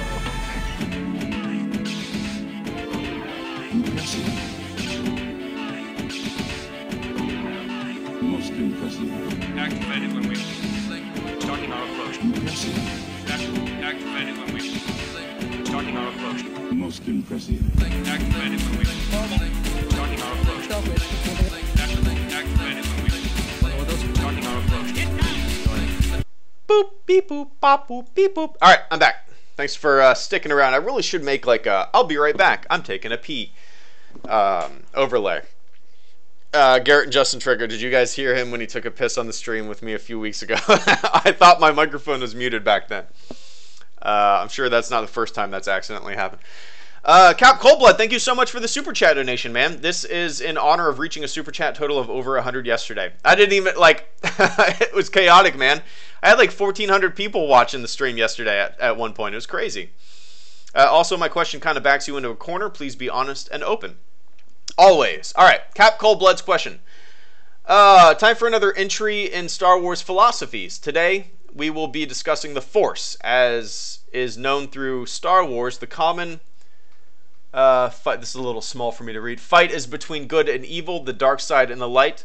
But something I've always noticed is that both have a seldom heeded suffix of the Force. Whether you are blasting someone with the Force lightning. Did I read that correctly? Yeah. Or lifting someone using Force concentration, it is all the Force. The Jedi try to use it only when they consider to be the light side of it, while the Sith only view it as a means of dominance. The Jedi eventually become complacent, selfish pacifists, keeping only the most powerful techniques for themselves. Meanwhile, the Sith are ruthless, believing that wholesome emotions, such as love and mercy, are a weakness. Thus, they continually betray one another in an attempt to gain more power. Neither side is desirable. The cowardly and weak Jedi, or the power-hungry and cruel Sith. My question to you, boss, knowing this, is what do you choose to believe? Do you choose to think in terms of light and dark, and shackle yourself to a set of beliefs that ultimately lead to your destruction? Or does this make you see the Force as it is meant to be, an unknown, powerful, force that keeps the balance in check? And it allowed Chirrut Imwe to get to the console in Rogue One and allowed Rey to defeat Kylo Ren. However, it also allowed Order 66 to occur. I'm losing my train of my eyes. There we go. And for Han Solo to be killed. The Force has a will of its own and acts as it will. Which side would you choose? Light, dark, or both? It has to be both, right? That, I mean, even Luke said it's so much bigger. At least in the trailer, was that line in there at all? I kind of see the black and white in anything as worthless. You can't have light without dark. You can't. I mean, even like in politics, right? If you're one thing, you're not thinking. If you're one thing, if you're a party cheerleader, you're not one thing. The light and the dark, the Force, the Sith, and the Jedi can be analogous to anything in life. If you're one side, if you're so I don't know what the word is. So just one-sided. You're a team. You're a tribe member, and no matter what your tribe does, you're on that team. It could be said the same thing with the Jedi and the Sith. That's what I thought this trilogy was going to kind of explore. It did in a way, where Kylo and Rey, I thought they were going to join forces and stuff like that. I think Kylo gets it more than Rey. He sees that both sides are bullshit, and he just wants to use the Force for his own will, as you kind of put it. The Force has a will of its own, and he wants to will it to what he wants it to do, no matter what he calls it. Sith doesn't matter. Jedi doesn't matter. The Force is the Force, and he's going to use it to his own wills and wishes. I would choose both. I wouldn't choose light. I wouldn't choose dark. In the past, the Jedi have always been held up as this monolith, or not this monolith, but this this mythological group that can do no wrong. And I like when stories explore the people that hold themselves to such a high standard, and they explore their fuck-ups. I love that. I like when people that think they have such a moral compass fuck up. I love it. Like when TV preachers or stuff like that tell people how to live, and then they get in trouble for doing some shit that they preach against. I love it. I love when power comes tumbling down. I love it. I love it when the holier than thou comes tumbling down. I love it. And I love it when the Jedi or the Sith come tumbling down. They hold themselves in such high esteem. And I love when people that believe they have the right way kind of fuck up, and they go against their own teachings. I don't know. Does that make sense? That's a long question, Cap. I don't know if I covered it all. But yeah, I would choose both. I would choose both. There cannot be light without the dark. There cannot be dark without the light. There needs to be balance, and that's been a very big thing with this trilogy. It's the balance. It's the balance. It's the balance. And it's true in anything in life. Politics, anything. You can't have the light without the dark. You can't just be one thing, right?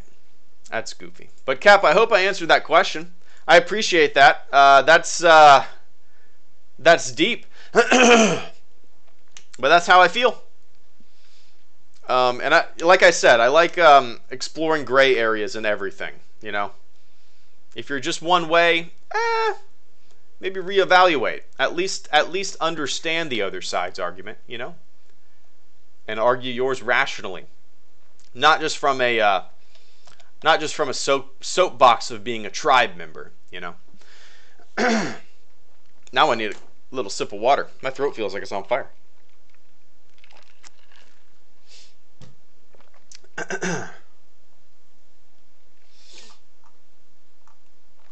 All right, Alex. Oh, let me pull this back up.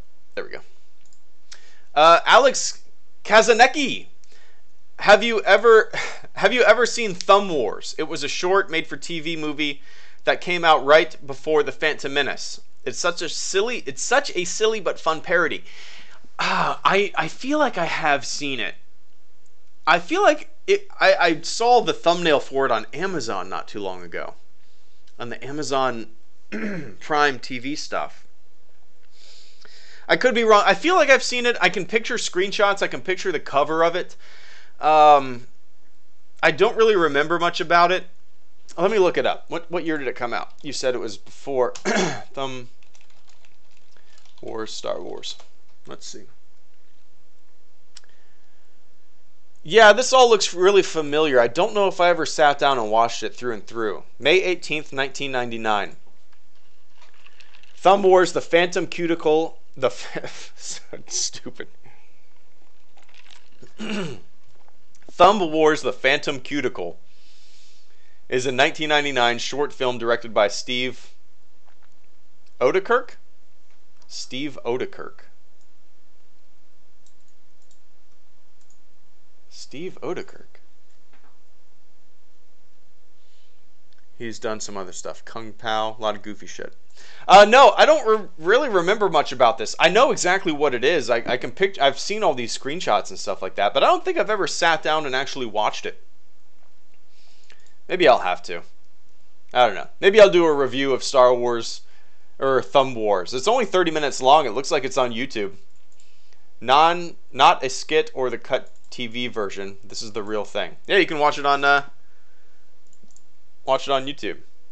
Gonna go see The Last Jedi right now. Enjoy it, Ray. I hope you haven't been spoiled. Have you already seen it? Thanks for tuning in, man. Thanks for the support. Have fun seeing The Last Jedi. Alex, I'll have to check that out. Maybe I'll do a little review of it. If that's something people would want to see. Star Wars Media, what's up, man? Would you rather spend a week locked in a box with Jar Jar Binks or eat a pound of bantha shit? Well, 100% spend a week in a locked box with Jar Jar Binks. I have, unless bantha shit, is this in canon? Is this on Wikipedia? Does bantha shit taste like pancakes? Does bantha shit taste like maple syrup? If it tastes like maple syrup, I'll eat a pound of bantha shit. If it tastes like real life shit, I would rather spend a week locked in a box with Jar Jar Binks. I have zero desire to eat shit, unless it tastes like candy. Somebody write that Wikipedia article. We need to know what bantha shit tastes like. Get on it. That is a very important piece of canon. We need to know. Admiral Crust. What if all the Star Wars episodes came out in their chronological order? Let's say the prequels came out first, followed by the original trilogy, and then the sequel trilogy. What do you think would the prequels be better if they came out first? Would the original trilogy be as bad as the prequels? And most importantly, how would it influence the present day of Star Wars, popularity, canon, sequel trilogy, etc.? Keep up the good work, sir, and may the Schwartz be with you. Oh, man. That's really tough. That's, see, that kind of, like, rewriting of history, it's you know, impossible to say. The thing is, like, if the prequels were made in 77, they would be different movies. You know, they would be completely different. They'd probably be more like the original trilogy. Because George Lucas was a different man in 1977 than he was in 1999 when The Phantom Menace came out, when the prequel started. So I think potentially, just because George Lucas and how he and his personality and his filmmaking style evolved, the roles could be reversed, you know? The prequel trilogy could be held up and adored as much as people adore the original trilogy, and the original trilogy could potentially be the disappointment that a lot of people consider the prequels to be. So I don't know. I don't know if we can look at the films and judge it by that. I think what you need to look at is George Lucas as a filmmaker. If the prequels came out in 1977 with a 1977 George Lucas, then I think they would be what the original trilogy would be, or is, you know? Does that make sense? With that question, I don't really look at the films themselves. I look at the man behind the films, and who he was, and who he is, and who he was in 1999. Does that make sense? But yeah, I hope I answered that question. That's just how I view that one. Jalen Rosario, if you could be the new head writer for the new Star Wars trilogy, oh boy, what would you make it about? Oh, here we go. Here's my spiel. Here's my spiel. Let me take a sip of water.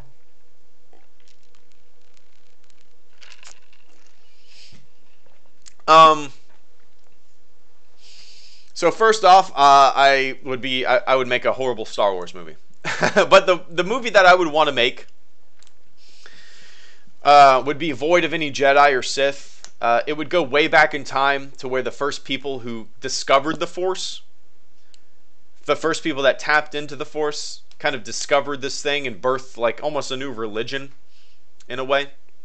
I would love to see that side of the Star Wars universe, you know? The discovery. Almost like discovering, I don't know, gravity. Almost just like discovering atoms or cells or something like that. Kind of like a look at the first people that discovered that they could tap into the Force. You know, we wouldn't have any Jedi or Sith. It would be like we would see the birth of these factions potentially. You would have people that would want to keep it a secret and use it for their own wills and wishes. You would have people that would want to, yeah, keep it a secret and use it for their own power. And then you would have people that would say, hey, this power it needs to be democratized. Everybody needs to know about this power. It's too important to just hoard for ourselves. And then you would have people who would want to keep it a secret to everyone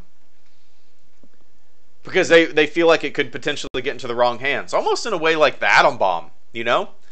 Nuclear power. Yes, it's incredible, but in the wrong hands, you know, maybe keep it a secret, or maybe not, you know, some people would want to not tell anyone, burn the books in a way and not tell anybody about it. I think that would be a very fascinating Star Wars movie to see. It would be very different than what we're used to, and I think eventually the saga is going to have to go in that direction to keep things fresh and interesting. You can't indefinitely have Rebels vs. Empire, right? This new trilogy, I firmly believe, needs to explore new things. And if they want me to write it, I'm here. Just ask. Raymond again. What's up, Raymond? What type of ship would you captain? What kind of crew would you have? R2 unit? I would want to captain the USS Enterprise. Oh no, you traitor! No, but I'd probably want to captain the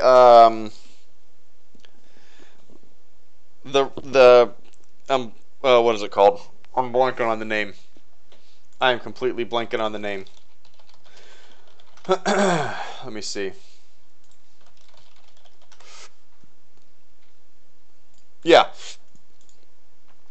I'd want to captain like the Rebel Corvette. I'm looking at it right now. I completely blanked on the name. The Tantive 4, I suppose. Maybe not specifically that one. But a Rebel Corvette. I don't know. I think something like that would be neat. It's like I don't know, just a crew. It seems like not really a wartime ship. It's more of like Leia said, she was on a diplomatic mission. I don't know. I think it'd be kind of neat to pilot and captain something like that. Kind of laid back. It seems a little more laid back than an Imperial, like a Star Destroyer, right? You don't have people breathing down your neck. It's almost like a pleasure cruise on that Rebel Corvette. Spend a weekend on Alderaan. Spend a weekend on Naboo. Just hop around the galaxy. Enjoy life. I would probably captain a Rebel Corvette. Tony Zotti, Starisma Tone. All right, let me take a sip of water for this bad boy. I'm not calling you a bad boy, Tony. Hi, HG. Hope I'm not too late in posting my question. I'm late in doing this Q&A. I just wanted to avoid spoilers. I apologize, guys. Before I do, I just wanted to say thank you for your uplifting message on Twitter the other day after being away from social media for a few weeks and missing so many vids. So many vids and streams. No, dude. I hope everything's going well with you, man. Yeah. I don't mean to fan out, but you have that wonderful ability to make people feel either valued, appreciated, uplifted, that they matter, or all of those things in one go. Whether you're just shooting the shit with someone or offering words of advice and encouragement, whether they contribute $50 or $1 or just their time in watching your vids. So my hope for you in 2018 is that enough existing and new subscribers see what many of us see in you and help realize your wish of making this channel your full-time career. Okay, now my question. I appreciate that, Tony. I really do. I don't want anybody to feel obligated to support things. You know, if you can, that's great. There's other great content creators out there too that you should support. But no, I don't want anybody to ever feel pressured to do so. And I don't know if people will have I thought about like maybe people would have a problem with me making this a sponsor patron only Q&A only chat. This is 1 out of like 100 and something streams I've done. Come on, 1 out of 100 something. I think these supporters deserve this. Okay, now to my question. After having now seen The Last Jedi, do you believe that Lucasfilm were right or misguided in trusting Rian Johnson with a new trilogy or Star Wars films? And will he suffer the same fate as his peers Trevorrow, Lord and Miller, and to a certain extent Gareth Edwards? I'm not being allowed to see the project though. Wait. Oh, Gareth Edwards and not being allowed to see the project though. Love you, mate.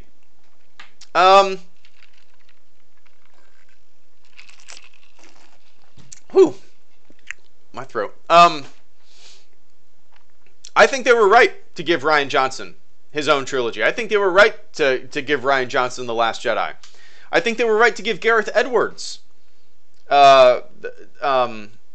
I think Trevorrow, they were right in giving him. I think Lord and Miller, they were right in giving them. My thing is, I want Star Wars to be given to as many unique, visionary people as they possibly can.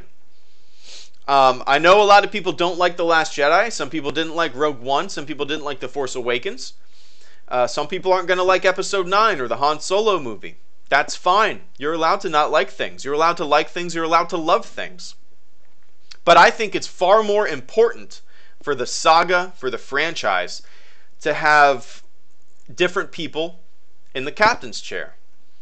I don't fault Disney at all for getting Rian Johnson. I wish Lord and Miller were not taken off the Han Solo project just because they initially had faith in him. We don't know the story. We don't know what turned them to replace him with Ron Howard. I'm super excited to see Ron Howard in the director's chair. Obviously, I'm a big Ron Howard fan. But I want Disney to continuously give us new directors, new writers, new visions for the saga. Like I said, you're allowed to dislike a Star Wars movie. That's fine. Don't let anybody tell you that you should like it. If you dislike it, that's cool. You're allowed to dislike it, right? You're allowed to be iffy about it. But just because something might fail is not a good reason to not have somebody on the project. I want all sorts of directors to have a shot at a Star Wars movie with as little executive mingling as possible. So yeah, I don't think Disney was misguided whatsoever. I don't think Lucasfilm was misguided whatsoever by giving Rian Johnson his own trilogy. I'm excited to see what he creates. I hope they bring new blood into Star Wars on a movie-to-movie basis. I truly do. But Tony, thank you so much for the kind words, man. It's a weird feeling reading stuff like that. It's a weird feeling, because I'm this just anomaly weird dude in a mask, right?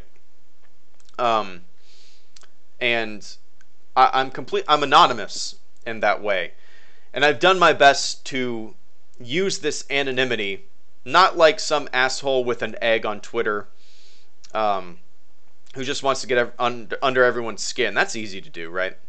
I want to use this anonymity as an icon, as a symbol of optimism, of critical thinking, of just being nice. Anybody can wear a mask and be a dickhead, right? You should want to use the anonymity to be a pleasant person. That's it. But Tony, I really do appreciate that support, and I really appreciate the kind words, and I hope you are doing okay with everything going on in your life. I'm going to be a daddy just like you. Isn't that weird? You're going to have to teach me some daddy things, because all the books that I have, they're I don't know. I'm probably not going to read them. I'm probably going to YouTube how to be a father. How to be a father. Footlong Shoe. Hey Greedo, I'm sure you remember a little game you reviewed called No Man's Sky.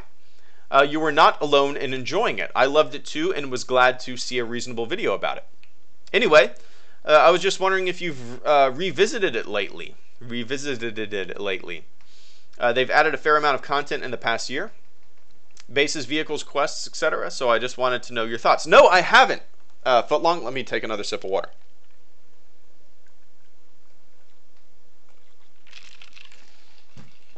No, I have not played it, honestly, since my review went up.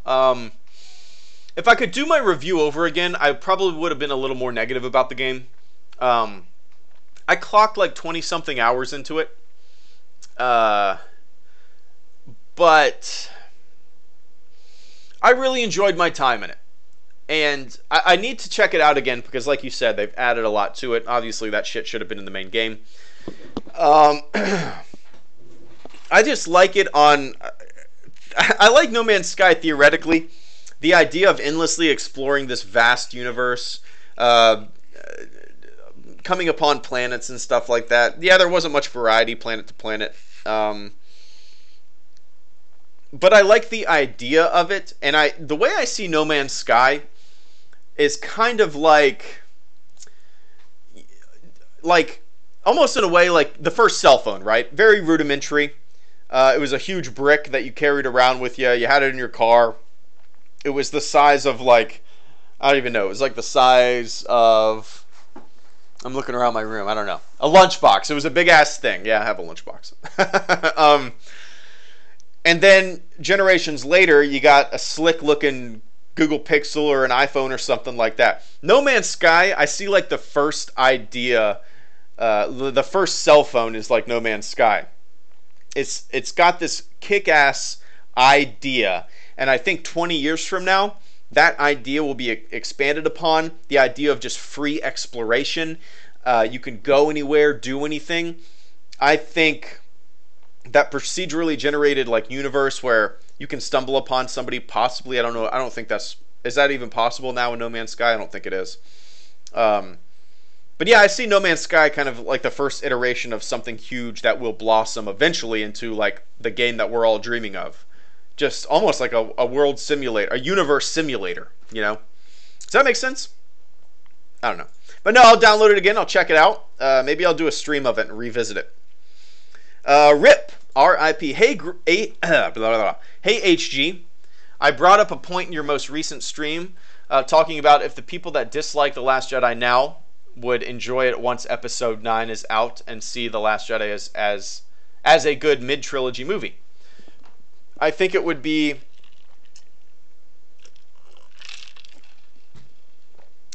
well, let me see. Oh, I think it would be a great idea if... Wait, I can't read. I think it would be great if you did a video on this like you said, as I would love to see what other people think too. Now my question. Not sure if this has been asked before, but how do you feel about the Solo movie? Considering we haven't seen any trailers or / teases, and it's only 5 months away, thanks for the time. The Solo movie, I'm not too excited for it. Obviously, I mean, yes, I'm excited for it. I'll see it opening night. But Han Solo, to me, his story has already been told. Not every character needs... We don't need to know the backstory of every single character. Every single character needs an introduction, right? Han Solo's introduction in the cantina was perfect. We don't need to see him any younger. That's where his story starts for me. So to go back and have a film that takes place prior, I'm a little worried what they're going to do with the character. I mean, like I said, you could go back in time and revisit Obi-Wan as a kid. We could visit Obi-Wan as a baby, a day-old baby. You want to do that with every single character? Does every single character need that? No. No. That's goofy. Characters need an introduction, and Han Solo's introduction in the cantina was so strong. So in a way, I know this is cynical to say, but they can only mess it up, right? Yes, it might be fun, but there is a huge uphill climb that they need to do. You're starting with Han Solo, and the expectations for this film that I've heard from a lot of people, me included, are so low that they almost need to climb out of a hole before the hole has already even been dug. Does that make sense? I'm looking forward to the movie. I don't have very high expectations for it. I hope it's not too silly and goofy. I don't hope it isn't bogged down by that Marvel humor that The Last Jedi had a lot of. Yeah, I don't know. I don't know. I'm worried. That's what I'm saying. I'm worried about the Han Solo movie. All right, so there are two more questions that are not on the screen, but they are on Patreon. They came in a little late. They came in an hour ago, and I wasn't able to put them on this screenshot here, you know. So here is another question from Raymond. Why did you name your channel HelloGreedo? HelloGreedo. Let me take a little sip. Man. I need like a throat lozenge. Always. Hey, Brad. Brad42, thank you so much for the super chat donation and the channel support, man. I really appreciate that. The silent supporter, Mr. Fleet Member Brad. I really appreciate that, dude. I truly do. Channel lives because of you. I need to change up the cropping in this chat, because Brad's getting cut off on the stream, you know. But thanks, Brad. I really appreciate that. And Raymond, the reason I chose HelloGreedo, well, when I got out of the military, or no, wait. When was this? Oh, no, I got my dates mixed up. When I got out of boot camp, I I found myself kind of like not. Wait, was it boot camp or? Oh man, it might have been between. I think it. Yeah, I wrote this down somewhere. I can't remember. This is how dumb my brain is. I think it was right after I dropped out of college. Before I went to boot camp. I had a Greedo mask from 2005 that I bought for the Revenge of the Sith premiere. And I used to wear this Greedo mask on a website called Justin TV. I don't know if it's around anymore. It was kind of like the first, like, oh. You're one of my favorite YouTubers. Hey, Kevin, I really appreciate that, man. Thanks for the kind words. Yeah, Kevin. Thank you so much for the super chat. The robot read it, but I'm going to read it too. You're one of my favorite YouTubers. Well, thank you. That means a lot, dude. And I really appreciate that support. I truly, truly do. Raymond, yeah, so yeah, I bet, oh, super chats are coming in. Another Brad, another dollar. Brad Neese. Hope I pronounced that correctly. Did I? Neese? Another Brad, another dollar. Well, thank you so much for that support, man. The channel lives because of you guys. It truly does. It allows me to free my time up from other non-HelloGreedo projects that I do and focus more on my favorite thing in the world to do, which is HelloGreedo. So thank you, both Brads and Kevin. I truly appreciate that. But Raymond, yeah, so I had this Greedo mask back from 2005, and this was probably early 2007. I was just bored. I didn't know what to do. I was going to go into the military. I was waiting for my boot camp date. So I'd put on my Greedo mask and go on a website called Justin TV. I would broadcast myself. I would be a complete idiot, and my name was HelloGreedo. Don't know why I came up with it. I just like the way it sounded, you know, HelloGreedo. Kind of rolls off the tongue. But I would act like an idiot on those streams. Justin TV was like an early version of like YouTube live streaming or Twitch. It was one of the first streaming things on the internet, I think. Maybe not, but it was the first one that I found out about. And then cut to 2007, I created the HelloGreedo YouTube channel. I just reserved the name. I never did anything with it.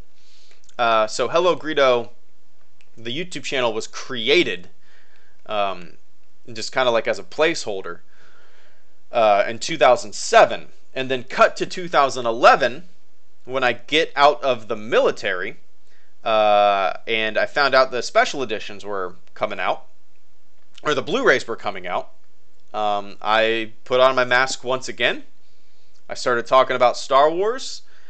I had something to say, and that's pretty much the story of the beginning of the channel. You know, 2005, I got the mask. 2007, early 2007, I went on this weird-ass website and acted like an idiot. And then I was in the military, and then after the military, I started talking about Star Wars with that mask on. So yeah, there's really no reason behind the name. I just like the way it sounded, I guess.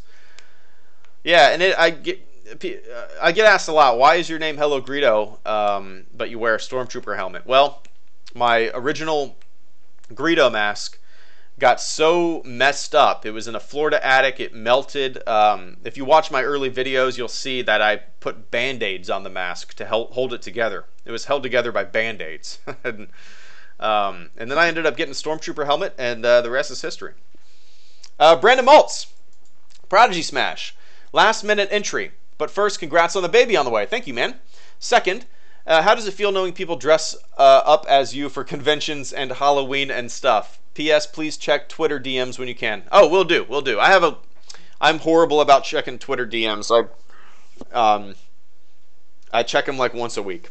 It depends. But how does it feel knowing people dress up as you for conventions and Halloween and stuff? It's very humbling to see that. To see people send me pictures of them doing that. It's a weird feeling. You know, I don't really know how to explain it. People ask me, how does it feel to have a following? I don't really know how to explain it. Maybe if I didn't have this mask on, I don't know, I could explain it a little more, it would definitely be a little weirder. It would feel a little more real in a way.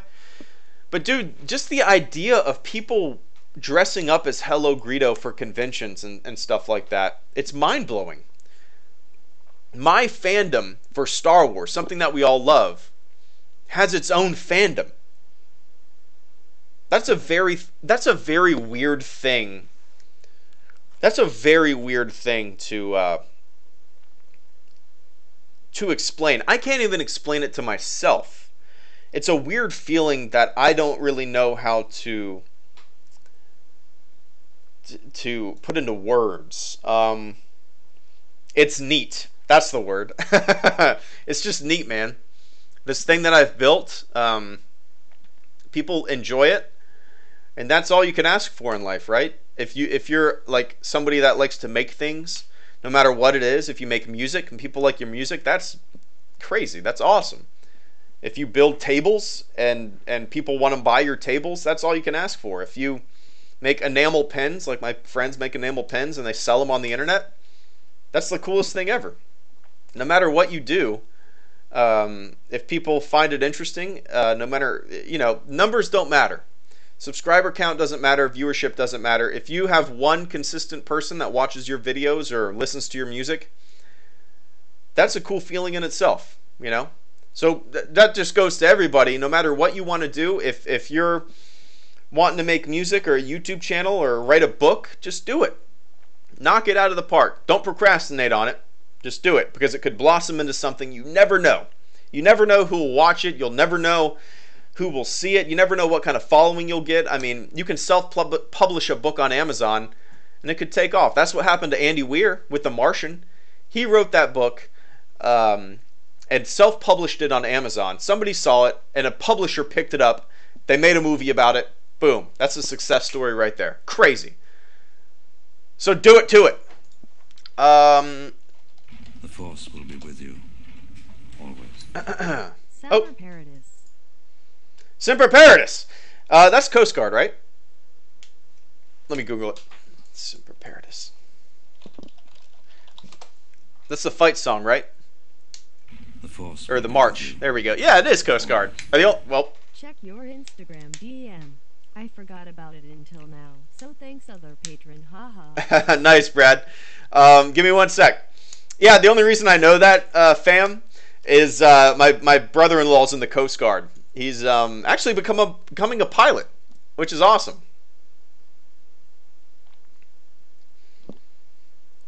Oh, armored recce. Oh, interesting. Okay, interesting. Huh, that's interesting. See, yeah, my brother-in-law's in the Coast Guard, so that's interesting that it's used for the for Canadian military as well. But yeah, my brother-in-law is actually going to be a pilot, which is incredible. He wants to go helos instead of fixed wing, but he'll knock it out of the park. He's going to be fucking president one day. Mark my word, he will be a president one day. Bradfordly42, check your Instagram DM. I forgot. Oh yeah, Ollie, I do have the Discord questions ready to go. I just need to switch over. Check your Instagram DM. I forgot about it until now, so thanks, other patron. Yeah, I'll check those. I always forget about Instagram DMs. I never look at them, which is unfortunate. Really, the only good way to communicate with me, and this isn't like an ego thing, it's just it's a numbers thing, right? I have thousands of unread Facebook messages. I probably have hundreds of unread Instagram messages. The best way to get in touch with me is sending me a tweet. That's the best way, 100%. But I'll check it, Brad, for sure. And I thank you both for the super chat donation. Did I forget anything here? Okay. Let me move over to the... Make sure I have it here. Where is it? Supporter questions. Okay, here we go. So let's move over to some Discord questions from some fleet members and some mods. Palpa Meme, favorite scene from Attack of the Clones. The opening crawl. I'm just joking. Dude, I don't know. Maybe the scene where Anakin loses his shit and starts murdering Tusken Raiders. That's a pretty dark scene. I like that scene. I mean, you guys know Attack of the Clones is my least favorite Star Wars film. But I don't know, probably that scene. I have a hard time remembering individual scenes. I would say that scene. Or the opening crawl. Probably the opening crawl. But Palp, I appreciate all you do, man. I truly do. And yeah, we only had 4, I think, unless I fucked up, from the supporter Discord. But, you know, supporters are in this channel right now, so, or in the live chat right now, which is kind of neat. Maybe that's what I could do moving forward, you know. Do the Patreon Q&A first, and then kind of pay attention to the supporter chat if it's rolling, you know. But yeah, Connor H, if you didn't have your Stormtrooper armor, what other Star Wars armor or costume would you have? Oh, one sec. Always. Thank you for your service. I don't have that commitment. Jedi Master 677, thank you so much for the super chat donation and the kind words, man. The robot read it, but I'm going to read it too. Thank you for your service. I don't have that commitment. Well, it's not for everyone. It's not for everyone. I needed it. I needed it. Oh, Garrett, I did your question earlier. It's like one of the first in the stream. I'll have to go back and watch it after the stream's uploaded. Sorry. But everybody saw your face. Now everybody's in love. But Jedi Master, I appreciate that, man. It's not for everybody. I needed the military. I needed it because I dropped out of college, went into my recruiter's office, said I just need to go. I needed that structure, you know. I recognized a fault in myself that I needed corrected. And I recognized that without a major life change, I couldn't correct it on my own. So it was the best decision I ever made. And like I said, it's not for everybody, you know. The other one, I'll pull it up. Oh, maybe I skipped over it, Garrett. I'll check it out after I finish these 4. Is it in the, I'm sure it's in the sponsor chat. I'll have to check it out. Connor H, if you didn't have your Stormtrooper armor, what other Star Wars armor or costume would you have? I've always wanted to do a Biker Scout, a Return of the Jedi Biker Scout. That, if I wasn't a Stormtrooper, if I didn't have the Stormtrooper armor, that's what I would do. Darth Vader costume would be cool. A lot of work. Big costume, a lot of pieces. The Biker Scout costume has to be what I would pick. I mean, I have everything to make a TIE pilot other than a jumpsuit. I have the chest plate. I've never put it together. It comes as like a model kit you got to put together. I have the helmet. I need to modify it though because it's not 501st approvable. I have the gloves. I have the boots. I've had that stuff for like 5 years. I've never done anything with it. That's pretty dumb, right? But no, if I had to pick another Star Wars costume to get, I would do a Biker Scout, 100%. Nine Nut, Mr. Oliard. What do you feel was the biggest eye-opener for the Empire? Losing the first Death Star, or losing the Emperor? I would say, just kind of looking at the finite vision of, I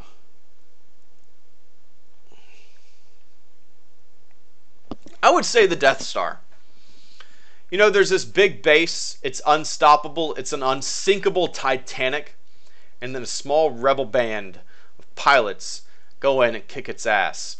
I think it showed their vulnerability. You know, they felt like they were invincible.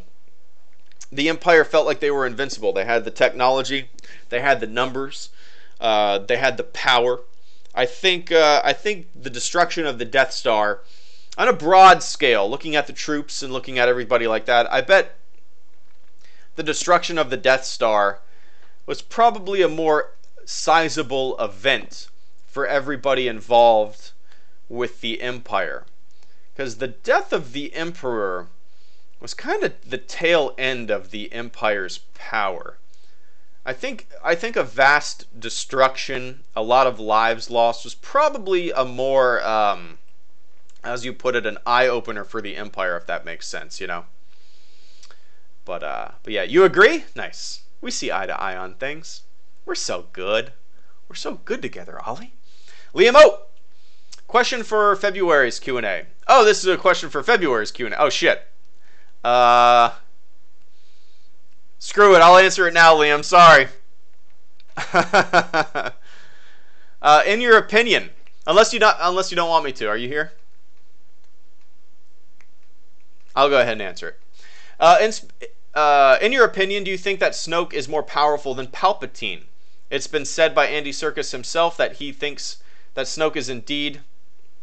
Oh, Liam has a question further down.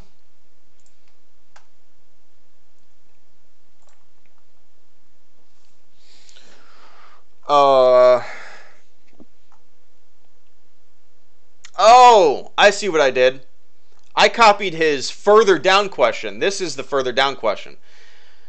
He has a question above it that I did not copy and paste. Man, I screwed this up, didn't I? Where's Garrett's question, too?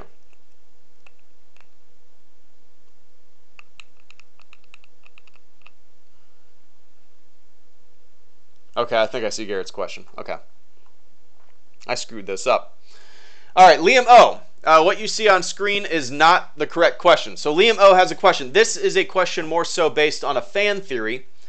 But what are your thoughts on the Rey/Palpatine theory? You've likely heard of it, but in case you haven't, it's more or less a theory that Rey is a descendant of Palpatine lineage. There have been some, in my opinion, fairly solid theories revolving around this idea that Rey is part of the Palpatine lineage, both from The Force Awakens and dialogue from The Last Jedi trailers. I'll leave some of the links to videos on it below if you aren't caught up with it. I'll have to watch those because I'm not familiar with them. Quite frankly, I personally think it's a pretty solid theory that would tie the saga together really quite well. But I'm curious as to your thoughts on it. I know you aren't really a fan of the whole idea that everything needs to be connected, but I think it does a good job explaining why Rey is so gifted with the Force. And then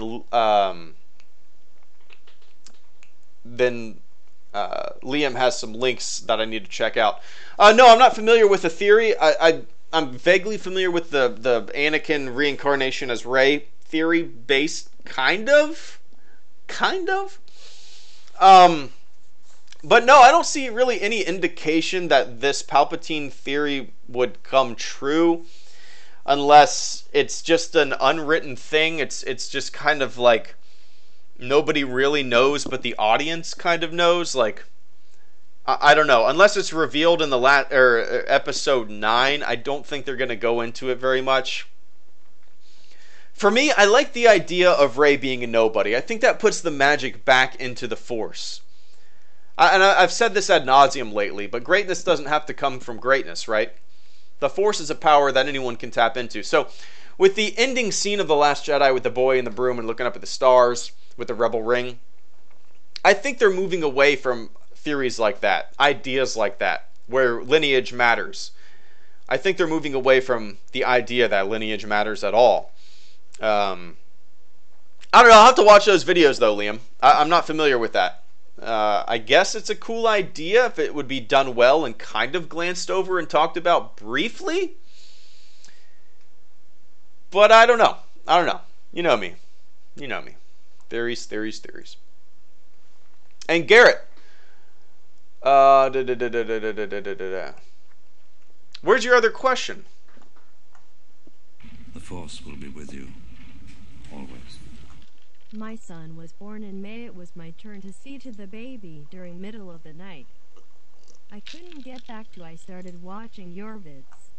And that's how I fell in love with your channel. Grin rest is history. Thumbs up light skin tone.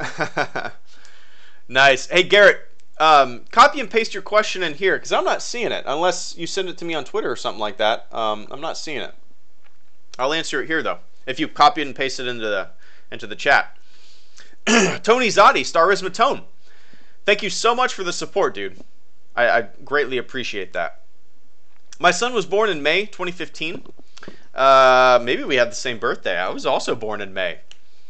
When it was my turn to see to the baby during middle of the night, I couldn't get back to sleep, so I started watching your vids. And that's how I fell in love with your channel. Rest is history. That's such a cool story, man. That puts a big dumb smile on my face. Daddy can't sleep. Daddy watched Star Wars. That's awesome, dude. Thanks for that. That's cool. I've always been so curious how people found the channel, why they started watching the channel. That's one of the most fascinating things to me. Like, I wish I could get everybody's like, you know, the history with this channel, and just out of personal curiosity, you know, I'd love to know how people found the channel, what they found interesting about the channel, why they started watching the channel. That's always just been something that I've really wanted to know, you know. But Tony, I really appreciate that cool story. Big dumb smile. Big dumb smile. Garrett, I was kind of trolling. Where? Well, shit. Post it, son of a bitch. Post it in here. Man. So has this gone pretty smooth? Have you guys liked this? I'm curious. Like, this is different than my other Patreon Q&As, but oh, posted it. Boom. Garrett and Justin triggered. But you see, you missed out on a wonderful moment to take the willingness of the plebs to believe in the ruthless nature of our fearless leader, HelloGreedo. Oh! Oh, about the being banned. Yeah, people, for some reason, in the Discord server thought I was banned from the Old Republic MMO. I don't know how it started. I think somebody just posted something, and there was like a miscommunication. I don't know. I guess that's... I don't know. How the fuck did you get banned? I didn't get banned. I could have came up with a cool story, right? I guess that's what you're getting at. I could have said that, like, I hacked the Old Republic, and I got in there, and I made the most powerful Deadeye able. I'm the most powerful Deadeye able. That would have been my character's name. Most powerful Deadeye able. I don't know how you spell that. That's what it should have been. But yeah. So have you guys liked how this Q&A went? It's probably an hour longer than if I would have just recorded myself doing this Q&A. Think of the stories you could have told and the laughs had as you explained that so ridiculous story on how you had left 13 injured and 5 severely mentally scarred. I should have done something like that, right? I should have played up the mythos of HelloGreedo being the most powerful database.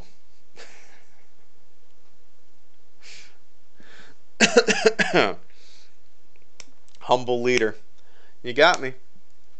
Cannot tell a lie.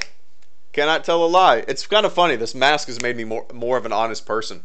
It's kind of crazy. Like, I don't know. Like, I'm more open. It's kind of interesting. Like, Garrett, you said this during the podcast. The microphone makes you a more open person. And I completely agree with you on that. You know? But Liam, I read your other question. I accidentally copied and pasted the question that you had for February. So I answered your other question. But yeah.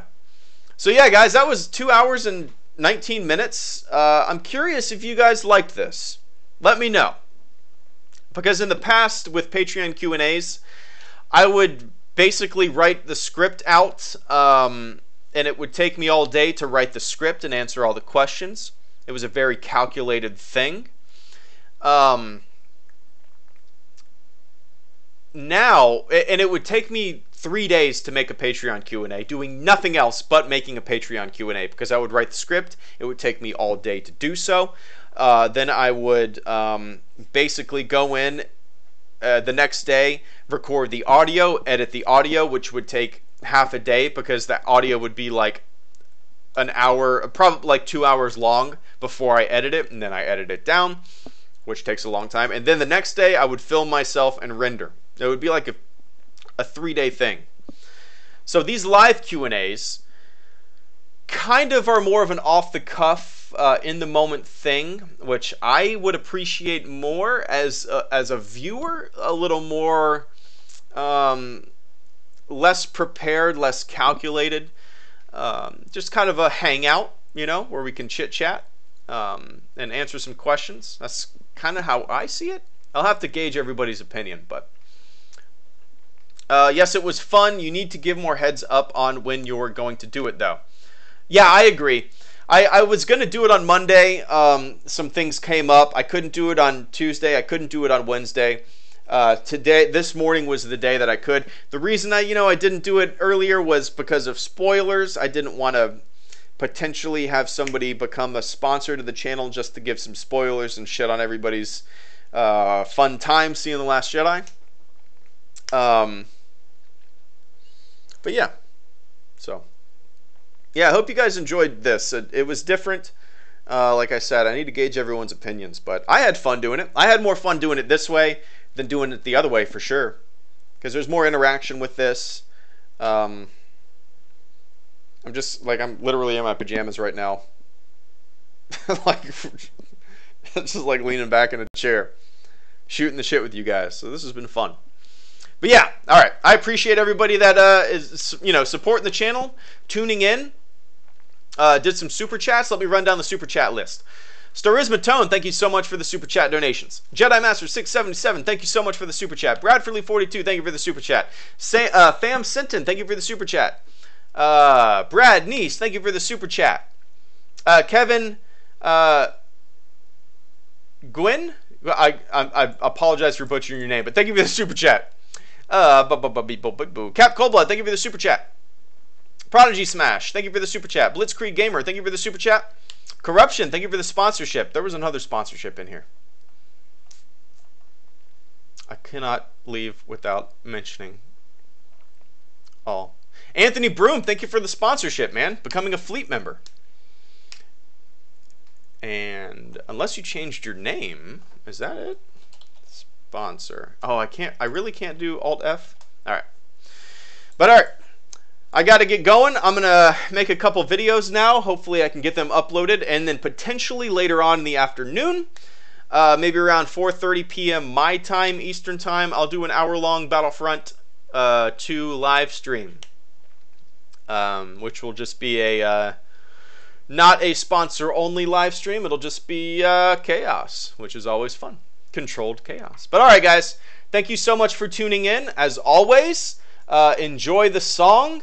And I appreciate the hell out of all your support. And if you guys enjoyed this version of a Patreon Q&A, I'll do this again moving forward in this fashion. So, all right, I'll catch you guys on the flip side.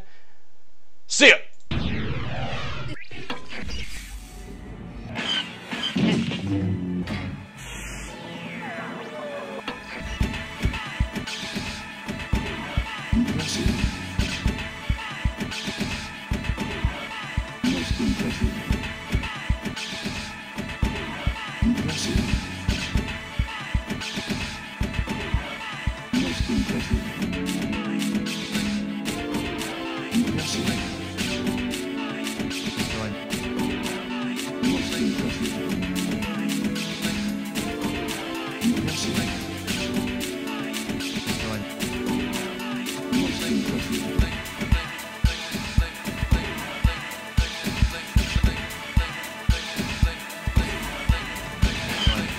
Activated when we starting our approach.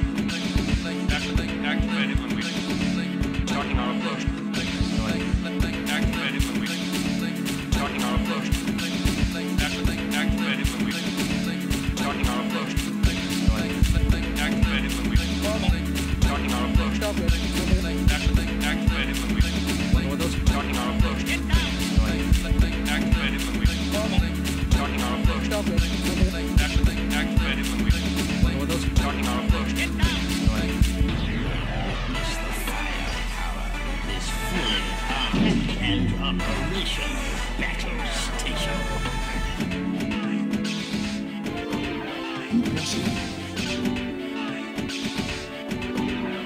Most impressive. Activated when we starting our approach.